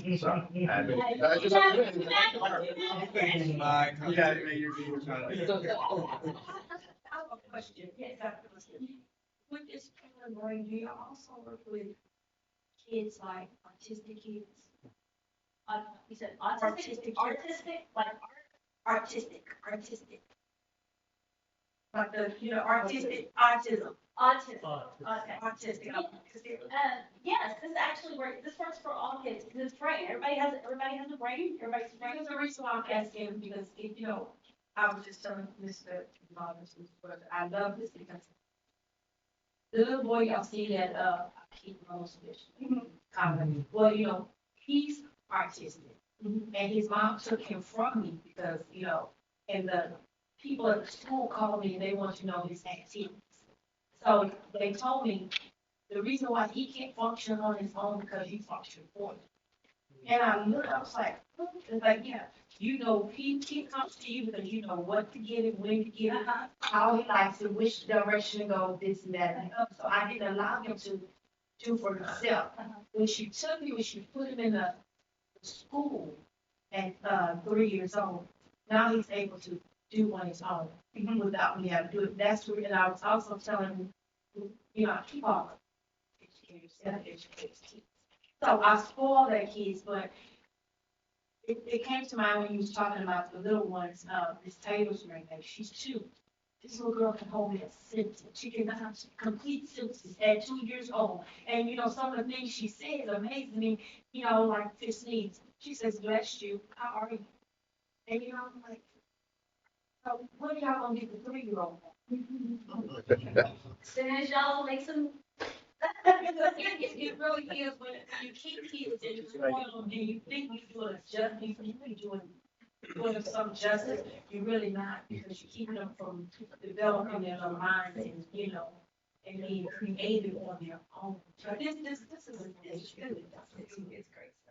Yeah, it really is. I know, right? Well, we kind of did, when your parents told you to go outside and play and don't come back till sunlight, and you had to figure everything out on your own. Right. You had to be creative. You built your own learning, right?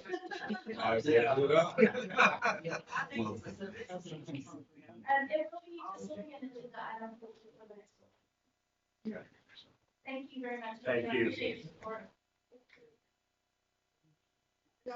One more thing. Are you guys gonna trade off that, logo? Cause that is the cutest, I think, we have shirts. Which one? It's the, Ready, Set, Growth, powered by Fueling They Brand. have that trademark. Do you have the logo with the Sheldon inside of it? That That one? Oh, yeah. Oh, Yeah. you need shirts? We need shirts. Shirts. That is cute. Thank you, Dr. Lewis. Thank you. All right, Solution Tree Contracted Services. All right, so this should be an action item as well, a lot of action items tonight. We want to make sure to share with you guys an exciting opportunity that we've been working on with Solution Tree. So the exciting opportunity is the Solution Tree Coaching Academy. The big piece that we wanted to focus on as we kind of continue to press forward is how do we really build capacity within our teachers and our campus instructional leaders, as well as our district instructional. So the Campus Coaching Academy will kind of paint a picture of how this came about and how we arrived at this opportunity. But what it is, it will provide for each one of our principals, academic deans, campus instructional specialists, as well as for our instructional leaders at the district, a certification to be trainer of trainers and actual certified coaches through Solution Tree for PLCs, professional learning communities. And the professional learning communities, what they really help us do is create a collaborative spirit on each campus to really respond to our students' needs much faster. Okay, the ideal goal is that good things that are happening in each classroom happen in the other classroom, so that you don't have one teacher whose students are being benefited from a great learning environment and other classrooms aren't. It also helps us expose our novice teachers to our more experienced teachers in a methodological and a systemic way that really helps grow them much faster. And what we like to do with this process is make sure that we get as many people built with that capacity as possible. So what that consists of is 6 sessions, and we'll kind of walk you through what that will be. But the Coaching Academy is pretty exciting. So professional learning communities, we don't want to assume anybody knows exactly what those are, but they focus on 3 things. One, they have a focus on learning, they have a focus on results, and then they have a focus on us being able to have a spirit of collaboration on each campus. And then once you go into those 3 focuses, there are 4 questions that we essentially systemically work through to answer. The first being, what do we want our students to know? In many cases, that would be the Texas Essential Knowledge and Skills, the TEKS, but it also talks about many of those skills that we also want our students to be able to build as well. The executive functions that were spoken about here as well, right? We want our kids to be well-rounded learners. The second one is how will we know they learned? We never want to wait until we get STAR scores back, and we definitely don't even want to wait until we get district exams back. We want to know as quickly as possible if our students have mastered the concept before we move on. The sooner we get that intervention, the sooner we're going to be able to move on and make sure that that student's not left behind, but there are no gaps. And then the next one, question 3, how will we respond when students do not learn? Now, this is a key cornerstone piece to us being able to work with our students, especially in this post-COVID world. We realize that students, for no fault of their own, have missed some opportunities. So it is incumbent upon us to be able to provide those opportunities much faster and build those gaps and fill those gaps within our own classrooms, because we are going to be the ones who do it. No one else will, okay? And then lastly, it's number 4, how will we extend the learning so that those students who've already mastered the concept can continue moving on and they won't have to experience what sometimes we see as teaching to the middle of the classroom. So, some students have moved on and mastered it, others haven't, but the teacher has to stay in that lesson cycle longer for those students who haven't. So we want to try to respond in the best ways possible. So to do so, as we look forward, how do we get to this point of trying to seek this opportunity for the Coaching Academy? So last year, upon returning from COVID and having a full year of us being able to disaggregate and really look at our professional learning communities throughout Sheldon ISD, we kind of came to the consensus that we've had new staff who've arrived since COVID. We've had other staff who've left since COVID. And so not everybody was necessarily on the same page as the best methodologies to do this process. So what we did was we had a summer relaunch. We went to San Antonio, we went to the PLC Summer Institute, and we actually had our own breakout room and our own breakout session. We're actually one of the largest groups there in San Antonio at the time. And we really spent time recalibrating and getting back on the same page, building a coalition on each campus that would guide that work.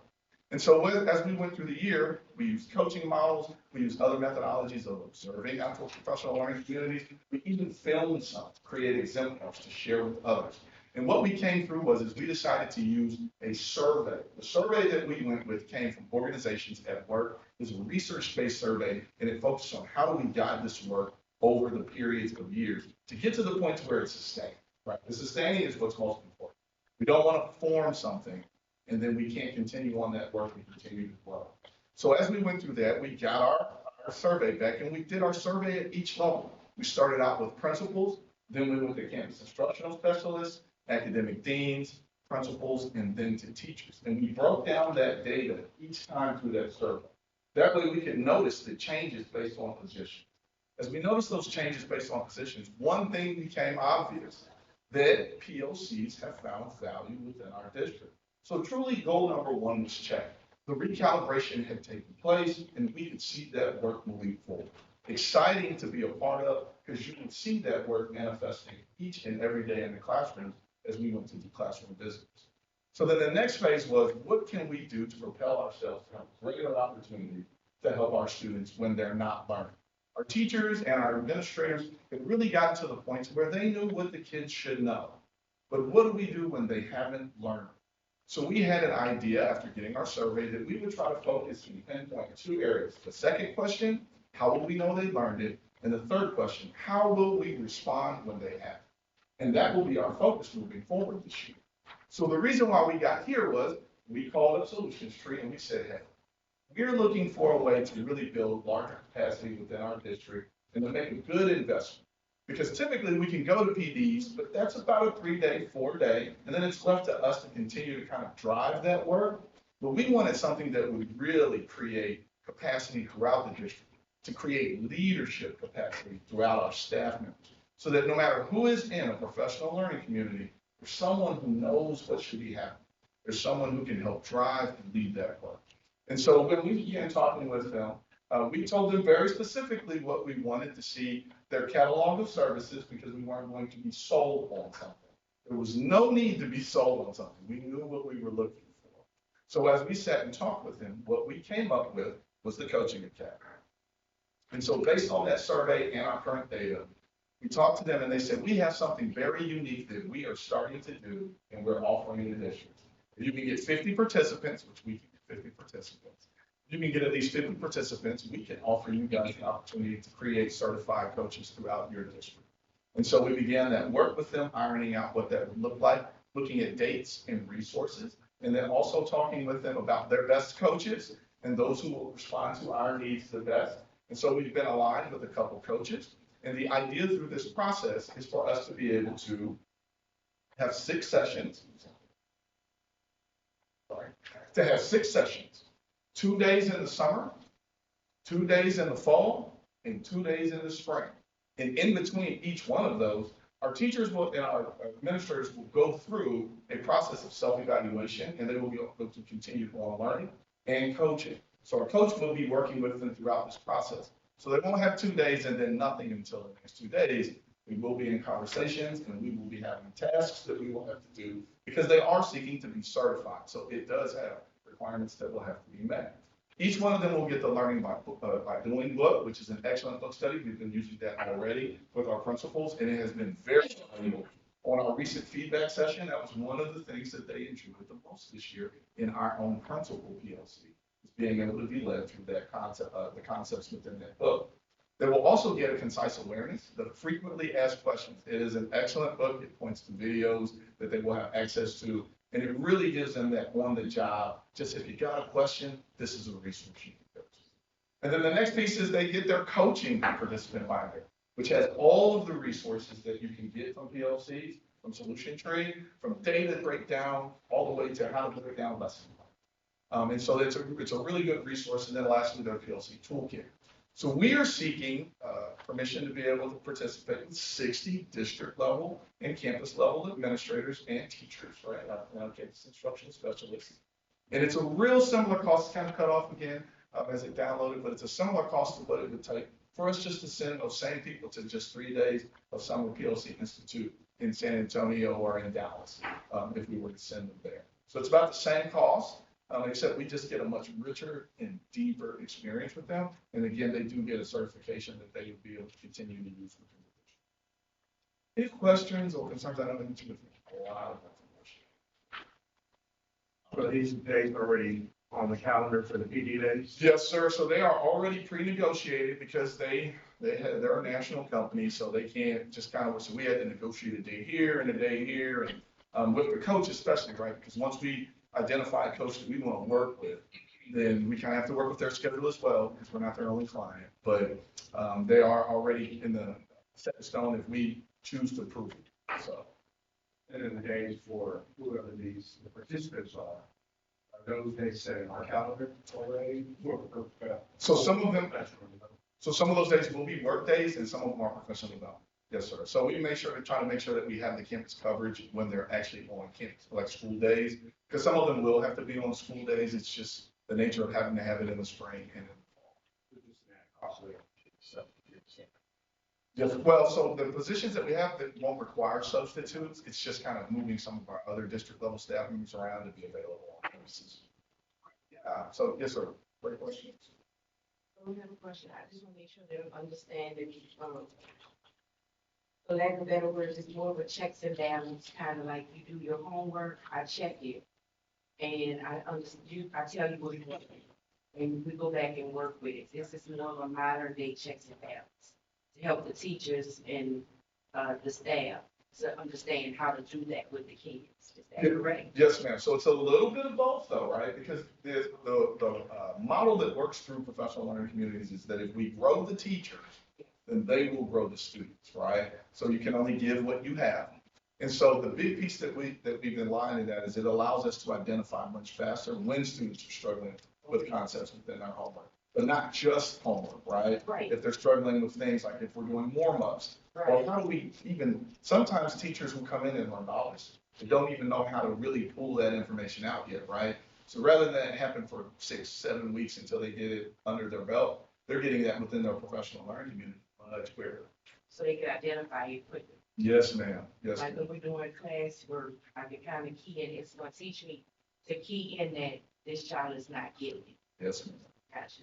At a much sooner rate, and what to do when they don't. Gotcha. Yes, ma'am. That is the goal. Excellent questions. Any other questions? Thank you so much. All right.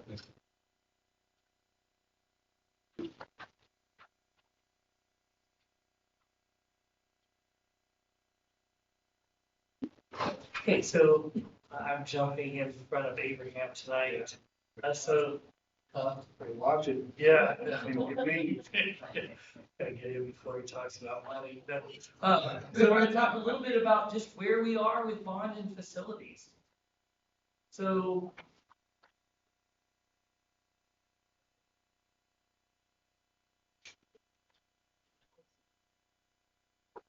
The knock HVAC system, we have 3 bids that were received, and the lowest bid is coming from Letzos. And this is that additional system in the server room. Throughout the years, we've added additional servers. Servers put off a lot of heat. And when those put off a lot of heat, and if they overheat, we have a problem. We lose data. And so this is a tertiary system in that building. So it's going to provide air conditioning for that. When we went out for the first couple of bids, those bids came in rather high, and Letzos came back at a much better price. And if you'll look, you'll see that they came back. What? They were almost less than half. Yes, and so what we're hearing is, and I'm so glad you said that, they did, they came in at like half the price, and I was like, what?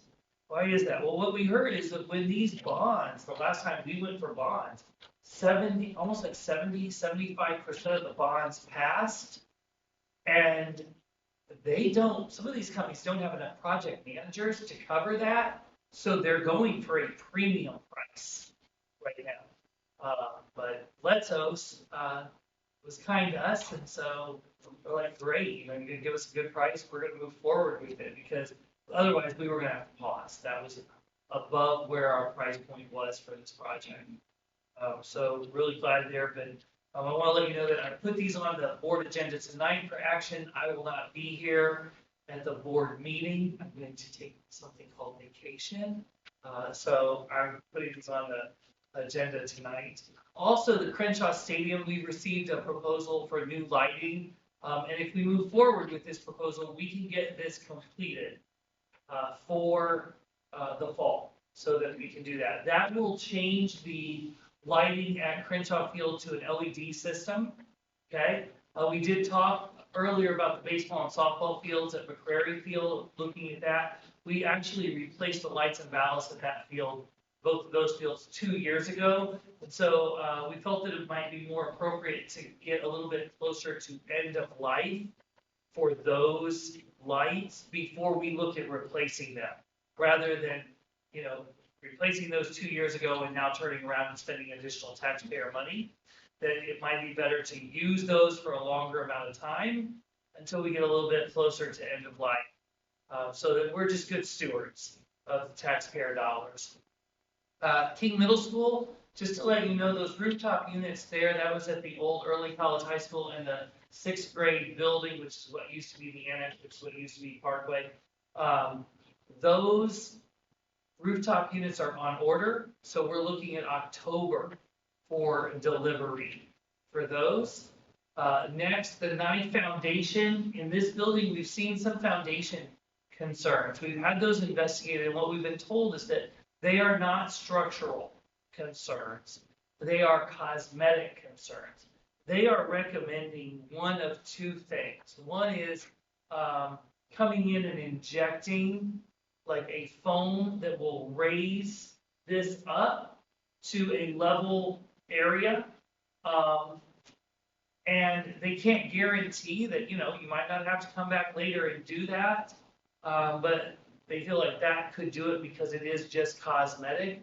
The other option is to come in and start tearing out slabs, tearing out foundation and repouring. So the first one is much more cost effective. The other is much more cost prohibitive. It is a much more invasive project. And while we're coming in and drilling holes and injecting foam in, or whatever that is, that liquid in here, what we might want to do is at the same time consider replacing the carpet. The carpet in this building is 20 years old, 21 years old. And so it might be time to go ahead and do that if we're going to be tearing holes into it and injecting things into it. But we'll come back to the board with that. Are there any questions or comments on that one? So that the administration kind of knows what direction we might want to look at. The only thing is fairly new process. Yeah. So, I mean, it's how temporary fix they feel like that is, especially for a facility this size. How is it, I don't understand how it's not structural with the foundation is going down, buildings all over. So, well, they feel that this may have been caused because of the droughts that we've experienced over the years, is that soil has dried out and pulled away from the building. When this building was built, it wasn't built like with the pylons down to bedrock or anything like that, so that there's been some separation that. Yeah, I mean, and yes, sir, and there are grade beams in all the load-bearing walls. So structurally, it's going to be sound. You're getting about a 1/2 inch to 1 inch play where there's not grade beams, and that's why structurally it's still sound. So what we would do is just inject that to fill those voids. And that would prevent any further, not necessarily raise up the building very much, but it would prevent the slab from settling anymore. We would have to go back into some of the restroom areas and retile. To do that, once we can get that foundation firm. But what we want to do is to make sure that we don't see any further degradation. Is this gonna be an agenda item for coming up anytime soon? Right now, what we did was those were the recommendations of that company. We haven't moved forward on a pricing on that, is that correct? We're scheduling a meeting with the engineering firm that provided this assessment, and they're gonna provide us with some cost estimates on both options, so that I'll be able to bring those in, and, Mr. Webb, we can come up with a way forward. We want to get pricing for the actual repairs. And we'd be looking at facility sustainment, through our bond for that. Okay? Now, speaking of facility sustainment, roof assessments are being completed throughout the district, so we will know in the near future what needs are, what roofs need just some patches, what roofs need maybe an overlay, and what roofs need a tear off and replace. We are conducting assessments. CW from LAN has been out to every playground. We're bringing out playground consultants. We have some playgrounds that need repair. When we look across the district, Sheldon Elementary, that playground, we need some repair there. Monahan, that playground needs some repair. Royal Woods Playground has been there for quite some time. So we do need to upgrade some playground equipment. And then in addition, we surveyed all of our administrators at our campuses to determine what do they see as the needs. You're on campus every day. We see things from the carpet needs replaced in certain rooms at Monahan, furniture, desks, things like that. The bleachers at King Middle School, the former high school, the bleachers in the girls' gym, they don't work anymore. Those wooden bleachers in that back. So those types of things, we want to look and make sure that we are addressing those needs in Sheldon Early Childhood. We have an issue when it rains. There's some water that comes into the building. We have to look at some of the drainage there right next to that playground in the back to make sure that it's draining appropriately. And so all of those types of projects we are currently looking. LAN has been to all of the campuses going list by list. We'll also be looking at some of the facade needs at King Middle. What can we do to kind of that, brighten that building up a little bit?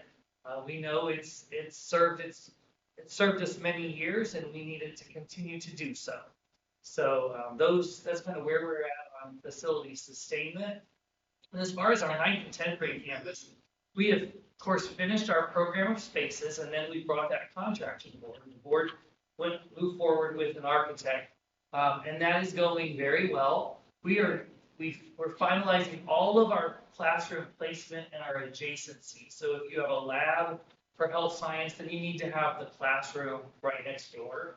So we're doing all of that spaces and planning all that. And then today, we conducted our user group meetings to develop classroom layouts and furniture needs. We met with CTE, fine arts, transportation. We met with food service, administration, athletics, science, and special ed. All of these programs to really start designing the building of like what needs to go into each classroom. What is needed in a science lab? What is needed in a science lab prep room and a storage room? And one of the great things that we had was because some of the programs, because we have that same architect, we're able to say, well, when the teacher says, we want this classroom to look like the room over at the high school, we can go right back to that furniture layout and just replicate that. So we were able to do a lot of that today. And that those groups went really, really well. We're really, really excited about this special education apartment for life skills. And the things that are going to be in there, the kitchen, the laundry facilities, teaching kids how to, hang up clothes and fold laundry, those life skills, but in an actual, think of like a New York loft studio apartment. Okay, not downtown, but a little bit further out. It's available for rent. So that's what we have going on with bond and facilities. There are a couple other agenda items tonight. High Point and Fortis are also on there too. So I just wanted to be here if there were any questions on this agenda item. Are there any questions on bond and facilities? I did want to say, Mr. Webster, if you could touch on the design process, working with end users, talk about maybe some different specifications that have come into place with certain CCD programs since the building of the current high school. Okay, so when we're looking at, like, for instance, let's take the welding lab, for instance. At the current high school, we have what's called a snorkel. And it's this tube, and you, like, when you're welding here, you move it over, and then you have that within 6 to 12 inches of your welding area. One of the things that as we see this continue to develop is more of a hood system that is over each end user. So when the person is at the welding, there's a hood that pulls that out. That's one of the things that we've seen. We're also seeing some changes, like fine arts are fine, but when you get down to your the bays for your transportation, how those are set up when we've learned a lot from our other building, and now we're gonna have like one alignment lift and one regular lift. Utilization of spaces. For instance, we can actually have one of the bays outside if we fence that off correctly. And just looking at some of the things that when we built the high school, for instance, we have collaboration spaces. Those at that time, that was really good, but since Uvalde, things have changed, and you don't want students sitting out in the middle of a hall, in an open area. So we've had to we pulled those spaces back, and we made our classrooms a little larger. So where at the high school, they were built for 25:1, we went at a ratio of 28:1. And so when we look at 28:1, we do our square footage, it provides us a little bit more room in the classroom for those activities to take place. We also looked at moving away from our teacher labs, where teachers would go to a separate room to do their planning. We felt that it was important that each teacher have their own designated classroom as much as possible. So that's one of the changes that we made. And then looking very strategically, these are 9th graders, 10th graders are a little bit more mature, but 9th graders, about where do we place our administrators in the building. So we're gonna have one long spine. At one end will be your dean of instruction, at the other end is the associate principal, and your academy principals are set up in the middle where they can monitor the halls. And we've set it up very strategically there, so that if I stand here, I can monitor this hall and this hall. If Ms. Herrera stands in front of her office, she can monitor that hall and that hall, and we've covered the whole area. Window placements. One of the other things that Dr. McCall really encouraged us to do was we talked a little bit throughout the years, okay? But we're looking at de-escalation rooms, and we're putting in to the building a de-escalation room at each academy office. Sometimes kids get in a fight or other things happen, and they need an area where they can just gather their thoughts before we come asking questions, right? A place to sit down, cool down. And what we don't always need is for that to take place in the office, where there's other people coming in and out, and you're upset. I don't like to be upset and having people walk through my office, okay? If I'm upset in my office, I want to be able to close the doors and gather myself before I go have a conversation with someone, right? A Zen moment. So we'll have one de-escalation room per academy in that building. We've also added some additional offices so that they're what we're calling flex offices. We have a couple flex offices and then another itinerant office, an itinerant conference room, because things happen and people grow and positions change, and maybe somebody's here at central office, but it might be better that they're at the end. They have an office at the campus where they can help monitor that area. Or maybe somebody's out, on a medical leave or something, and I need you to go over and help over there. This is where you're stationed today. So those things are built in. We also learned at the high school, that cafeteria is a wide open space. And so that the cafeteria will be a little bit more enclosed also. The wall heights, one of the things that we're looking at is when we do a storefront, rather than having a wall that only comes to 3 feet, and then it's windows up, we're gonna be bringing the height to what we would call a water line, and then the windows up. And that's so that if there was ever an emergency, somebody cannot see immediately, oh, there's kids there. At least there's enough of a guard where if I went like this, I'm below that sight line, okay? And you'll see other things that we're doing. We're gonna put everything out that we're doing, in a public forum, but, when you walk the building, when you get your VR glasses and see it, I think you'll be happy. So so the collaborative spaces, they don't work? Well, I'm not saying that they don't work. And so, so because of, and safety is important, but safety now we're going backwards and saying, let's put them back in the classroom instead of having spaces that we've been talked to and preached to about the collaborative spaces and being able to get out and do that. We've got a lot of basketball. So we know I see in from miles away, and that's such a great thing.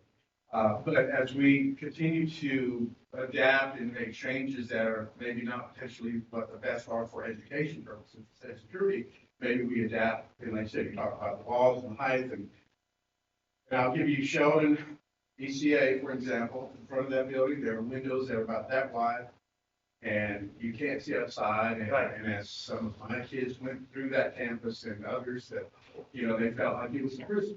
Absolutely. Because they can't see outside. So all of the classrooms, I can assure you that all of our classrooms will have outside lights.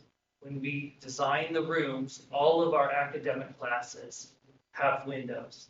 It's not saying that you can't have windows, because actually there's a misconception that, a wall is safer than a window. Well, a drywall is not much safer than window. So some of those things are optics, and we're still going to continue to, do what's right by kids, having windows, having natural light, those types of things. But if we're regressing into putting kids back in class instead of with what we feel works, and having them in these spaces that they can collaborate and work outside of the classroom. Yes. And we were very excited about that. And not just this high school, but even elementary that we've done in the past that had these spaces to be able to work, and now we're progressing back in the classroom. I think that's a step backwards. So For those reasons, and then even the safe space classroom, I struggle with that. If a kid gets in a fight, I'm not worried about his embarrassment. I'm not worried about whether he's somebody else see. He wasn't worried about he getting in a fight out in the middle of everywhere, and now we have to create a space where him to go pull down, or it's where so and again, I'm not. Well, Guys, in the level of education that is in here, that brain power, I get it. I'm just sometimes when we have a fight or something, it may not be a fight. It could just be student who's, upset. There may have been something that took place in their life that I just need a second. Sometimes when there's a fight in school and you have multiple kids, we need to have separate areas for this kid. One may be in the counselor's office, one may be in a de-escalation room, one may be in assistant principal's room, one might be at the reception. But if the assistant principal's talking to one kid, the receptionist may or may not be adequately trained to address 2 or 3 kids that are sitting in front of her. So sometimes it's having those areas where we can spread kids out and then be able to go in and interview kids one at a time, so that we can absolutely ascertain what took place. Now, regarding the collaborative spaces, we can still use those collaborative spaces, but when we looked at what the needs were for this building to serve 2,250 students and the square footage needed for that, we need all of the classrooms that are going to be here. And we didn't have a lot of the extra space to be able to put in those open areas. We still are going to, we'll still have some areas that we can use. When we look at our library, we're putting in a couple makerspace classrooms areas there where we can do collaboration. We're putting in what's called a large group instructional space that will be tiered seating. And that's an area where you can do some other collaborative. We had that at the early college high school in the presentation room. presentation lab. You're gonna see that, but this is on a larger scale.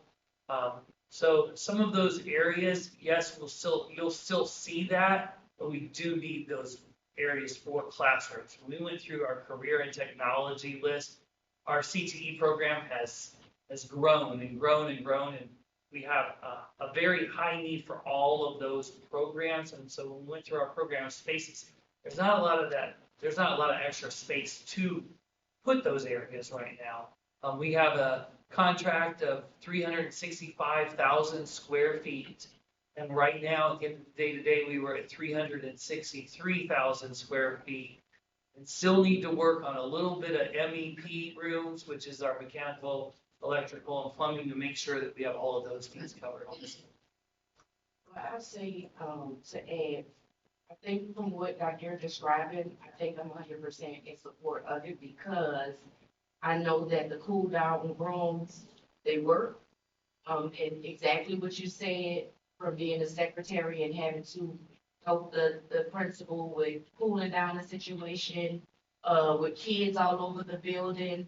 It kind of gives, even on a different spectrum of the behavior techs, to be able to go in those rooms with them, to teach them how to calm down, how to de-escalate certain situations, and to go back in. Because it doesn't always mean it's a fight. Sometimes it is a child, maybe with special needs, that a parent may not see, that we see differently, you know what I'm saying? And then that person can go in and help them in that area, and so they're not exposed. And as we add more behavior techs, that is an area where you could have a student step in and the behavior tech could go in with them. Otherwise, the behavior tech is gonna be talking to them in the classroom, in a classroom or in a hallway. Yeah. So the resource officers, The fight break out. well, the resource officers, they have a room, but we need to remember that resource officers, the laws changed a few years ago, and so if it's a fight, the resource officers, they can't ticket those kids. They can help us get that broken up. They can handle them in a way where you get their attention, where you don't have to be, because I don't want to dumb it down to kids. Kids is kids, I'm like crazy. When he was cutting up, he wasn't embarrassed to cut up. He saw, Yeah. I was a parent with one of those kids in the cool down room. No, we wasn't in the cool down room. I was gonna cool you down. And So, and I get it, but there's an expectation that we not only have to deal with the aggressive behavior or the offense, but we also have to show that we're providing systems of support for the students who may have been the aggressor, as well as the students who may be the victim, or if we have a situation where it was mutual combat, that's just in the form of a fight. I think that we have, some behaviors in our schools now with students, some concerns that they have, to where de-escalation and cool-off periods are actually a part of some of the work that we do in order to help refocus them. And so I know that it doesn't really align with a lot of the old school notions, but I think we more than ever have a responsibility to make sure that we're doing both. You got to provide discipline, that's one thing, but you got to get to the matter of it first. And that's what those. So this is part of, as any changes that, and I consider philosophical changes of how we're teaching, how we're structuring, that a conversation, but that the board is also involved in those discussions to,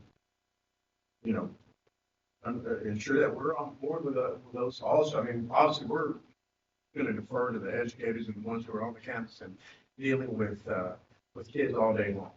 But, to have us a part of that so that we're not surprised here and say, okay, this is how we're changing, this is what we're doing different.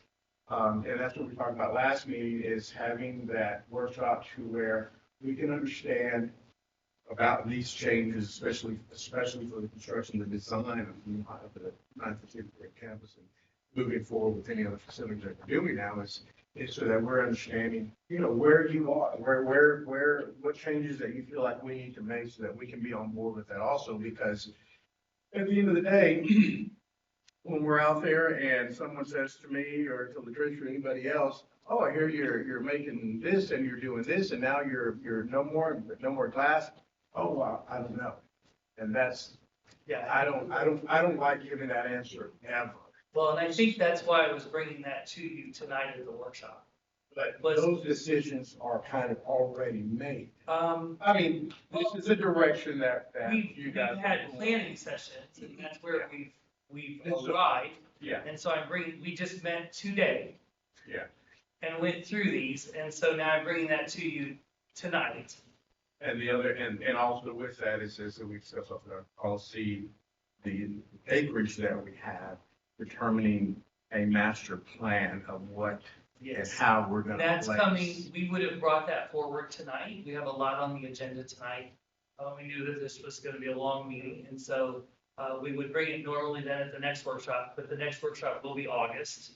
And so, that is our plan, is to bring forward the, land that we own, so that the board has an opportunity to look at all of the property, that we have that's suitable, I would say that.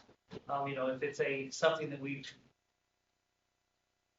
taken possession of because of a tax lien or something, a piece of property, not necessarily that, but we're looking at, those larger pieces of property, 10 acres, 15, whatever. Yeah, I'm just referring to the acreage that we have, where we're looking for that for the 9th and 10th grade. Okay, I'm A misunderstood. master plan for that. For that. area.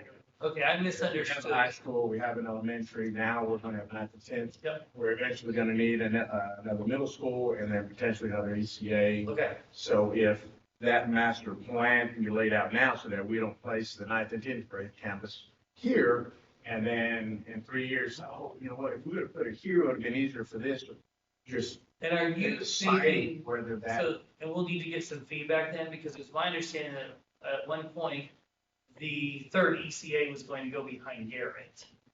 That was the original, well, that's where the new high school was gonna go and we got the middle school there and then the ECA. But, so again, we gotta know that. And so before we place another building on this land that we have now, and if we don't need the rest of that, if we decide we want to sell it off to developers, right, continue to offer to buy, if that's even feasible to recoup some of that money. Fred, if I might ask, do you think it may be a good idea to just continue, like he's saying, to just bring us everything, including what you're asking, just so we'll know? And maybe you could say. That's our job to be a part of that. No, you misunderstanding me. But for him to bring us, you were going, if I'm correct, understanding, every property that we own, you were going to bring that to the board as well, correct? I was gonna bring in like the property that we own over here at Garrett and Knoll, and then the large one here, and then the 10 acres we did talk about up on, in front of Greensbrook. Yes. Those Right, types. right. To continue to move forward with him bringing that to us. Oh, yes, that's a given. If something doesn't work on the master plan that you're asking, that something may possibly be able to go on. Yeah, no, that's a given, that's already. Yeah, we're bringing forward that in August. Okay, that's in our I just want August to make sure I was understanding. Okay. I think based on what I'm hearing, so we receive some feedback as far as, this, as we continue on the side. Also, there will certainly be plenty of opportunities for you all to see exactly what are. So that way, if you see something that's, of concern, of course, we explain it and just go from there with what we need to do. Right now, we're Have the board feeling like we're.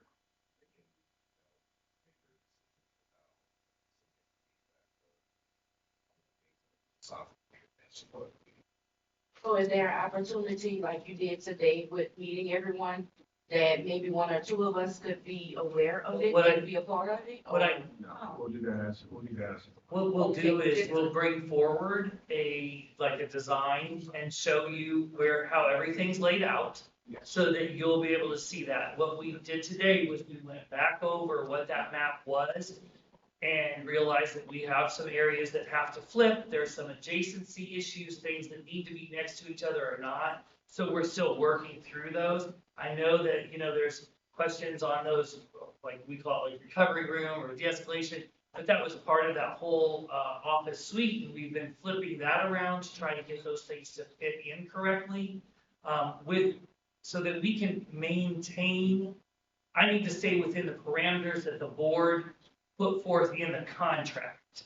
And so that contract limits us to 365,000 square feet. And I need to make sure that we're able to address the educational needs of the district based on what that program of space is that's listed in that contract A. Okay, but we will bring back. 365,000 per level, maybe? Well, so, yeah, I tried to go over, but that didn't work, so, with that said, I'm gonna turn it over to Mr. George. Enjoy your Thank you, vacation, Mr. Ray. Yes, enjoy your vacation. Abraham? Good evening. Good evening. A long evening. Okay. Sorry about that. Try harder. President Rivers, Dr. McCall, members of the board. I would like to present some numbers on the proposed budget for 2023-24. And of course, we all know that this is a legislative year. And they were talking about some bills at the beginning on finance, giving us more money, but they were scaling it back and back. And I have to make some educated guess and moving forward because I have to approve the budget before June 30th. So I don't have an action item for tonight, but I will be bringing an action item back at the regular board meeting after my public hearing on tax rate and budget. So with that introduction, I will move to the slide that I have prepared for you. And the first slide is a reconciliation. And this is going to help me more than anybody else because I am reconciling the current year budget to the proposed budget. Adjusted 2022-23 budget. That adjusted budget means any odd items I'm taking off, like for example, the retention stipend, there's a one-time payment, so I'm taking that off from that total amount. And any other odd payment, one-time payment I'm taking off. And as you can see, 119,599,700 is the total number I need to maintain the current operations for next year without any additional payments like a salary raise or additional staff or anything like that. And for next year, we are projecting about 400 more student enrollment. We are looking at a total of 11,433 student enrollment for next year. And of course, enrollment comes with additional cost, even though we get more money from the state. They need additional supplies, teacher supplies. And also we are dealing with a lot of inflation, and I don't need to explain that to you. Everything is going up from the insurance, supply cost, everything is going up. And also we have additional needs for capital outlay. Why this is. And we were talking about Chromebooks and laptops for the students. So after certain years, we have to replace all of them. So there's a need for rotation on capital outlay. So all those are included in the second line item, $1.4 million, and approved salary raise, $2.6 million, and the total was about $2.7 million, but some of the additional cost is coming out of child nutrition and the grant funds. So the net out of the general operating fund is $2.6 million. And new positions, that is including the growth positions, about 50 new positions, the cabinet being approved, that cost about $3 million. So adding all those together, my proposed total budget for 23-24 would be 126,654,700. Are the 50 positions a net or just addition? Additional positions, additional, including the growth positions. Remember, I talked about additional 400 students. And then some of the realignment, when we were splitting high school and the ninth grade, there were some shared teaching positions. So that didn't work out. So we were hiring additional positions to keep them in the same camps.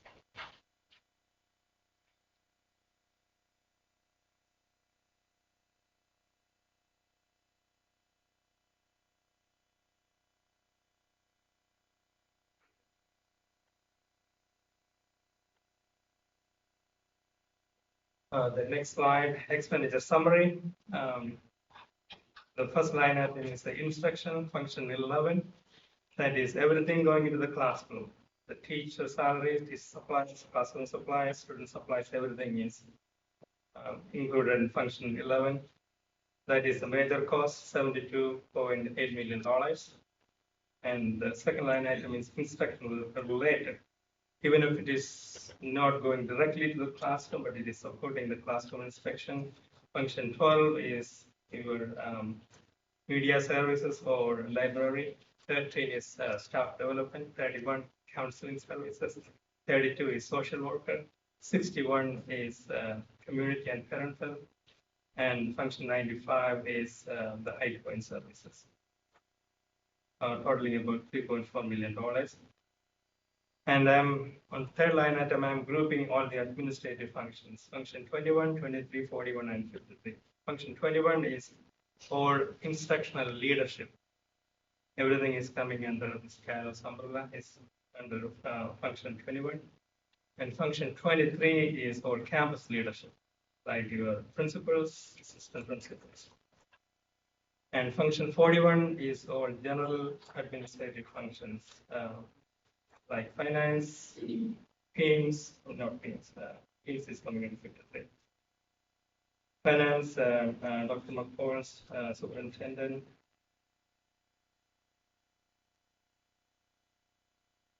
Another general operating, like a tax office, everything is coming under function 41.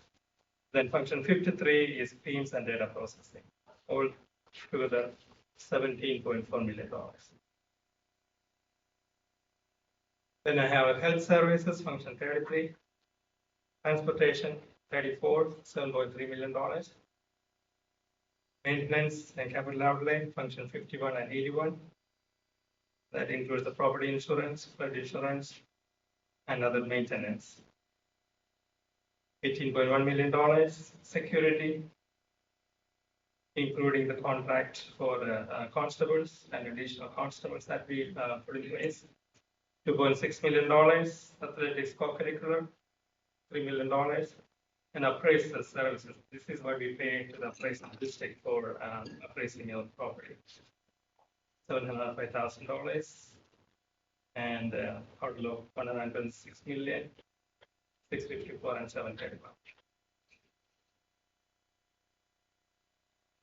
The next slide is a pictorial presentation of what I just covering for you. Like I mentioned earlier, function 11 is the total aggregate of $76.3 million, is about 60%. Based on TR regulations, if you spend at least 60% on function 11, your budget is doing a job. So we are right on that mark. And also we can see the rest of the classifications there.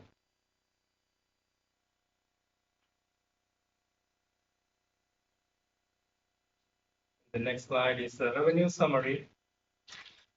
Local revenues, $63.8 million. State revenues, $59.2 million. Total programs, $3.5 million. Chapter 313, $1.4 million. We still have those two Chapter 313 contracts. And we are working on one more, but it's not been approved yet. So I'm not counting on that yet. Again, since it's the legislative year, they are talking about tax compression. Again, so that may reduce our local revenues. If the tax rate is going down, then our local revenue will be affected by that much. However, they're going to give us additional state revenue to compensate that. So that's the way it works. So anyway, I'm counting on our projecting my numbers based on the current law. So I'm attending another legislative update this Friday. So before I bring the budget back at the regular meeting, I may be able to update those numbers for you. And if there's any change, I'll accommodate all the changes in that budget number for the action item. Even with the tax compression, even at this time, and when Lewis were here, they talked about property values. For the property value increase offsetting the tax compression. Yes. Yeah.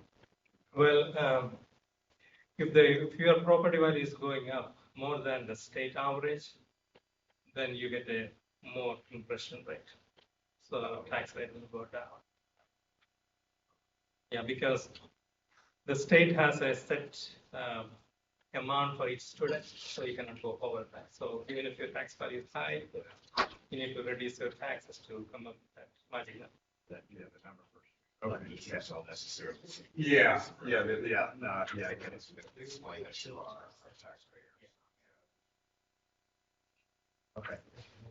So on this slide, I am giving the same MNO rate that we had for the current year, 0.955. On the INS, though, because of the new bond sale, I am increasing 4 cents. We're going to be maxed out at 4 cents for next year. Total tax rate is going to be 1.455.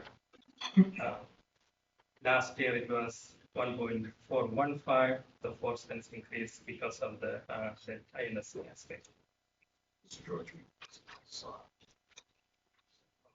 We've gone down this year to from 143. Is that correct, Abraham? What shall I give? Just because. We had gone down for this year. From the, yes, current year we went down 5 cents. 5 cents. So we're still in that. Yeah. That's correct.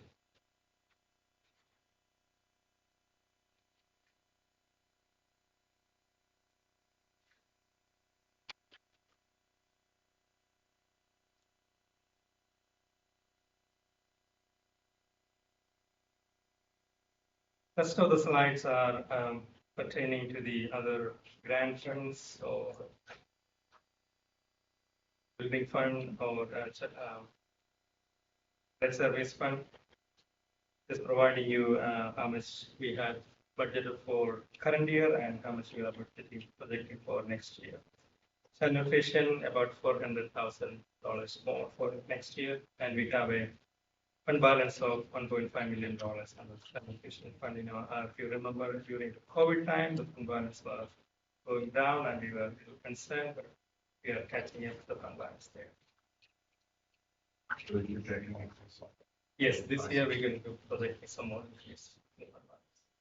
No, no, increase in prices for lunches.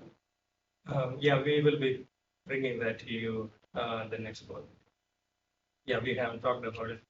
We will bring that to you. Debt service fund, of course, because of the bond sale, additional bond sale, I need about $4 million more.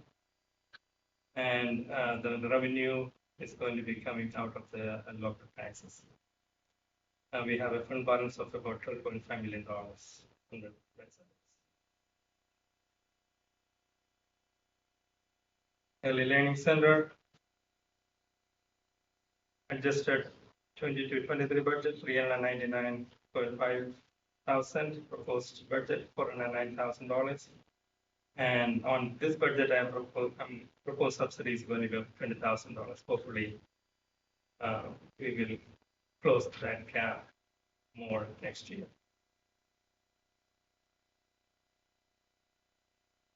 And building fund, these are the capital projects, $102 million.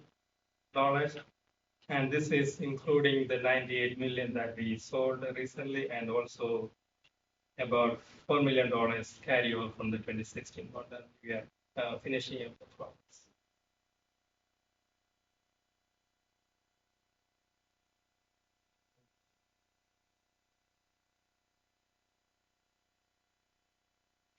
And I have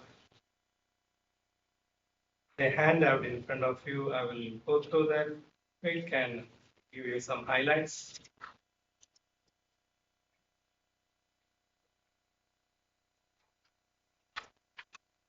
On the first page, middle of the page, Fund 199, General Operating Fund, Function 11, Instruction, Payroll Cost, $59.6 million current year, and proposed year $65.7 million. There's an increase of about $6 million. The majority of the salary raise and the additional positions is paid out of Function 11. Everything, majority is going with the instruction. That's why you see that big hike in that area. To the second page, the last paragraph, function 52, security services. Of the code 6,200 contracted services, you see about 400,000 jump because of the additional security measures constables we put in place for the new year. And if you flip one more page and go down to page number 4, below the page, Fund 599, that service fund, Function 71, debt service, you see a jump of about $2 million. Function 71 is the principal that we pay off on the debt. And the second line item there, Function 72, debt service, is the interest that we pay off on the bonds every year. So you see a jump of $3 million there. All those increases are because of the additional bond sales that we make. And if you flip to the last page,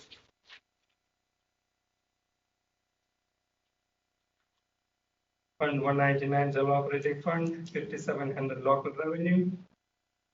You see that increase of $59.9 million to $64.8 million. That is because I am calculating our local revenue based on the current tax rate.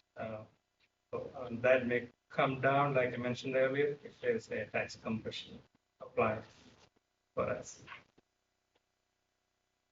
And 5,800 state revenue, 60 million last year, 59 million is for the proposed year. We received some additional state revenue because of a Wiley audit, about $1.5 million.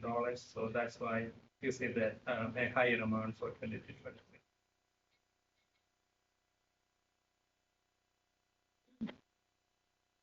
And again, if you look at the same page, Fund 599, that's a raise fund, 5,700 local revenue.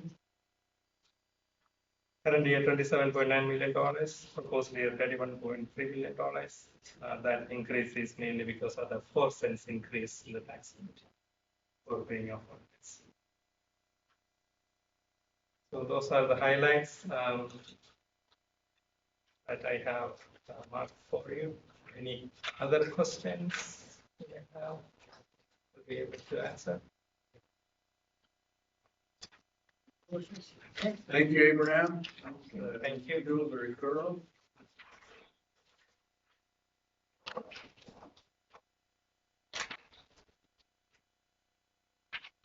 All right, Dr. Paul, we're going to ready to go to new business.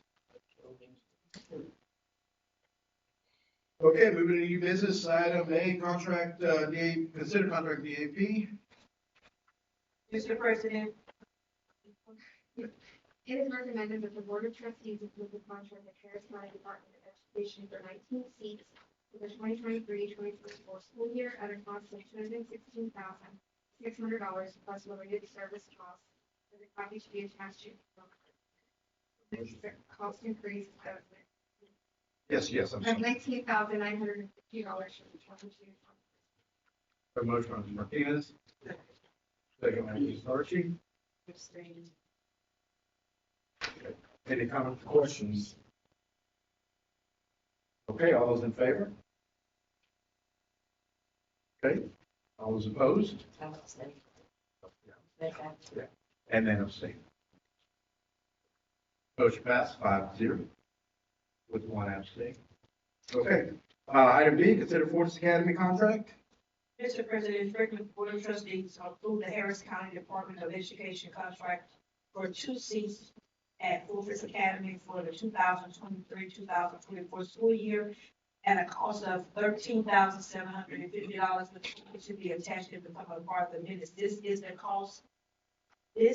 cost increase of $6,875 from 2022-2023 school year. A motion by Ms. Archie, second by Ms. Martinez. Comments or questions? Favor? Any opposed? Motion passes 2. Did the kid graduate from this net, that wasn't due to graduate?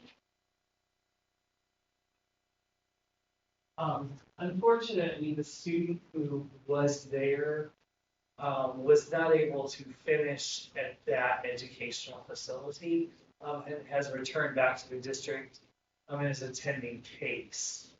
And should be finishing, but, we're looking at that, so you'll see that there's 2 seats. I actually have another student who's there. That student may be able to go, we're trying to move back there, but you have to abide by certain rules. And so when you don't abide by certain rules, there are consequences. And so we brought the student back, and now the student wants to try again and return. And, I think that they're realizing that there was a concern, so, that we're working with them. So they've not graduated yet, but I'm trying.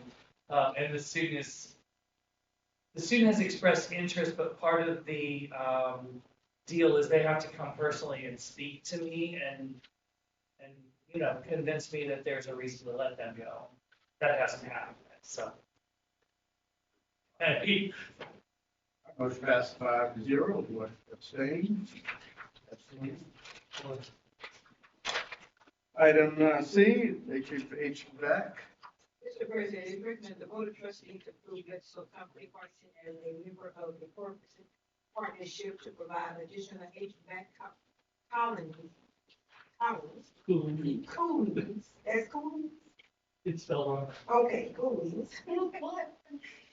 In the form of mini splits for upgraded IT equipment located at the Lock Building at a price not to exceed $99,975 as the best value for the district to be attached to.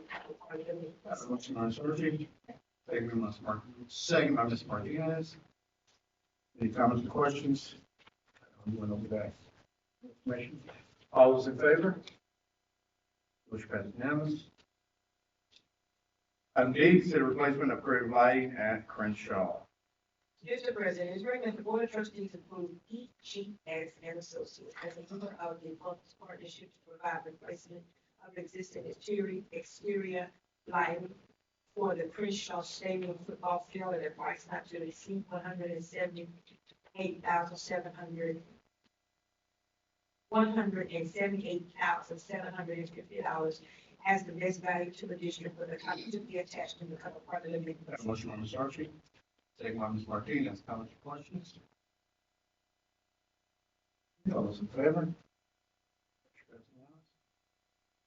Safety equipment for constables. Mr. President, it is recommended the Board of Trustees approve the purchase of 14 plastic shields for Federal Eastern International, from Federal Eastern International for $56,490 with the copy to be attached to become a part of the minutes. That motion by Ms. Archie, second by Ms. Martinez. Comments or questions? So these are personal shields that they'll each one carry? Is that- Yeah, like when you see on, that's why I don't have to try, when you see on the movies that they're holding the big Yeah. body shield, that's the one. I'm just bothered that we have to do, I mean, you know, Me too. that this is what it's got, I mean, that, it's just a shame. I mean, that's, That's safe. They protect you. we want our councils and students to be safe, I. Now, these will belong to us, not recently. Just the fact that we have to, that, you know, that we need I'm it, just period. Terrible. You know, all the changes that we've come, yes. Well, we want them to be safe. All those, any more comments, questions? All those in favor? Okay, so that- are there any of the E-rate items that anyone would like to discuss or pull out? Or Andre, do we need to discuss any of these items that you, or do you need to? Do you have any questions about the E-rate I can explain? This is what we went over in the board workshop Yeah. last month. So are there any of the items that the board wishes to pull out? If not, we can combine those items for one recommendation. They're all E-rate items from, item F to item J, if the board so wishes and someone wants to make a recommendation for that. For item F to J, After J. Mr. President, it is recommended the Board of Trustees approve item F through J.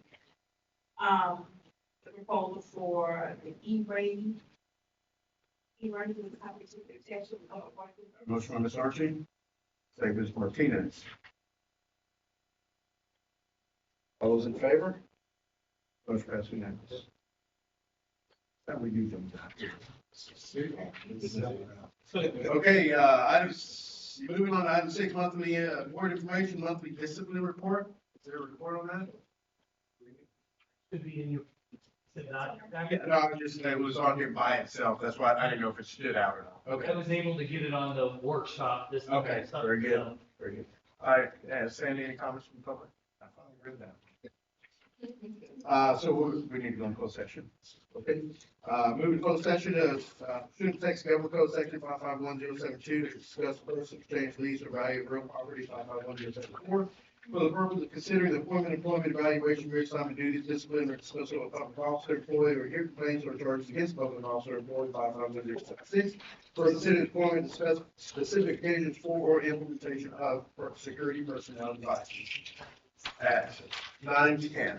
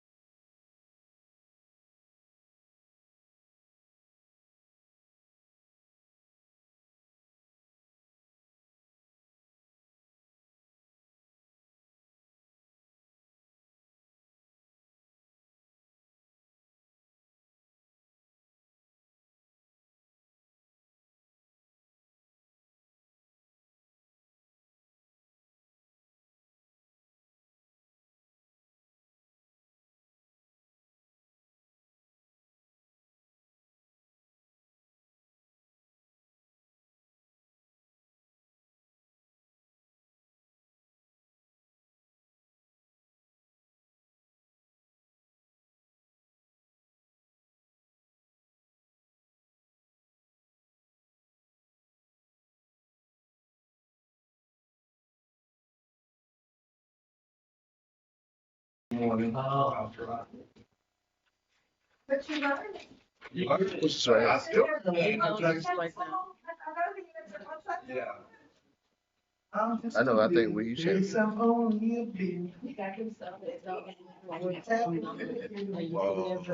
Undo it.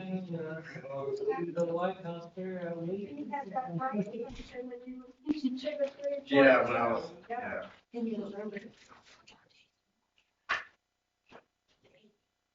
Okay, we're gonna reconvene at 10:04.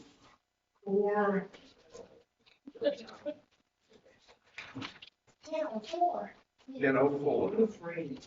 There wasn't anything on personnel, was there? We didn't. Okay. And we're moving on to, other necessary business. Okay, we're getting to the end here. Summer movie night and meet you superintendent, Dr. McCall, Panther Stadium, June 8th, 2023 at 5 p.m. What movie's gonna be shown? Cars. The original, all right. Item B, Summer Leadership Institute San Antonio, June 14th through 17th, 2023. And we have our, Sandy has placed our folders. And also we have our shirts, and everybody look at that shirt. You know, the number on the back is the year that you got on the board. Oh, really? I was 16. Yeah, I know, I was. Yeah. So that was a great idea, I think that, yeah, that was a great idea. And then regular board meeting June 20th, 2023 at 7 p.m. Or suggest recommendation of future organizational information updates.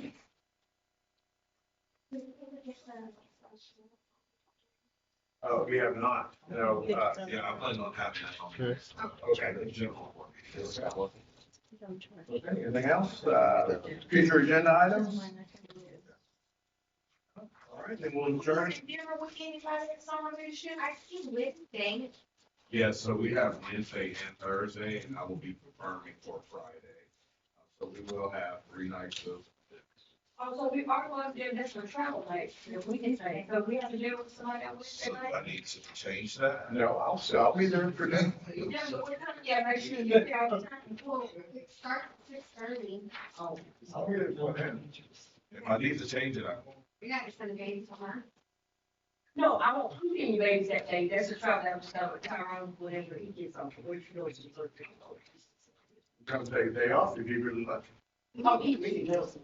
And we'll see you at dinner. Wait a minute, you come out here. He loves So it. it sounds like I'm keeping that. Okay. So we are having dinner Wednesday and Thursday. And I'm working on it. Okay. And we'll wear these on Thursday? Thursday, yeah, that's what I was, on Thursday, Thursday. Would you?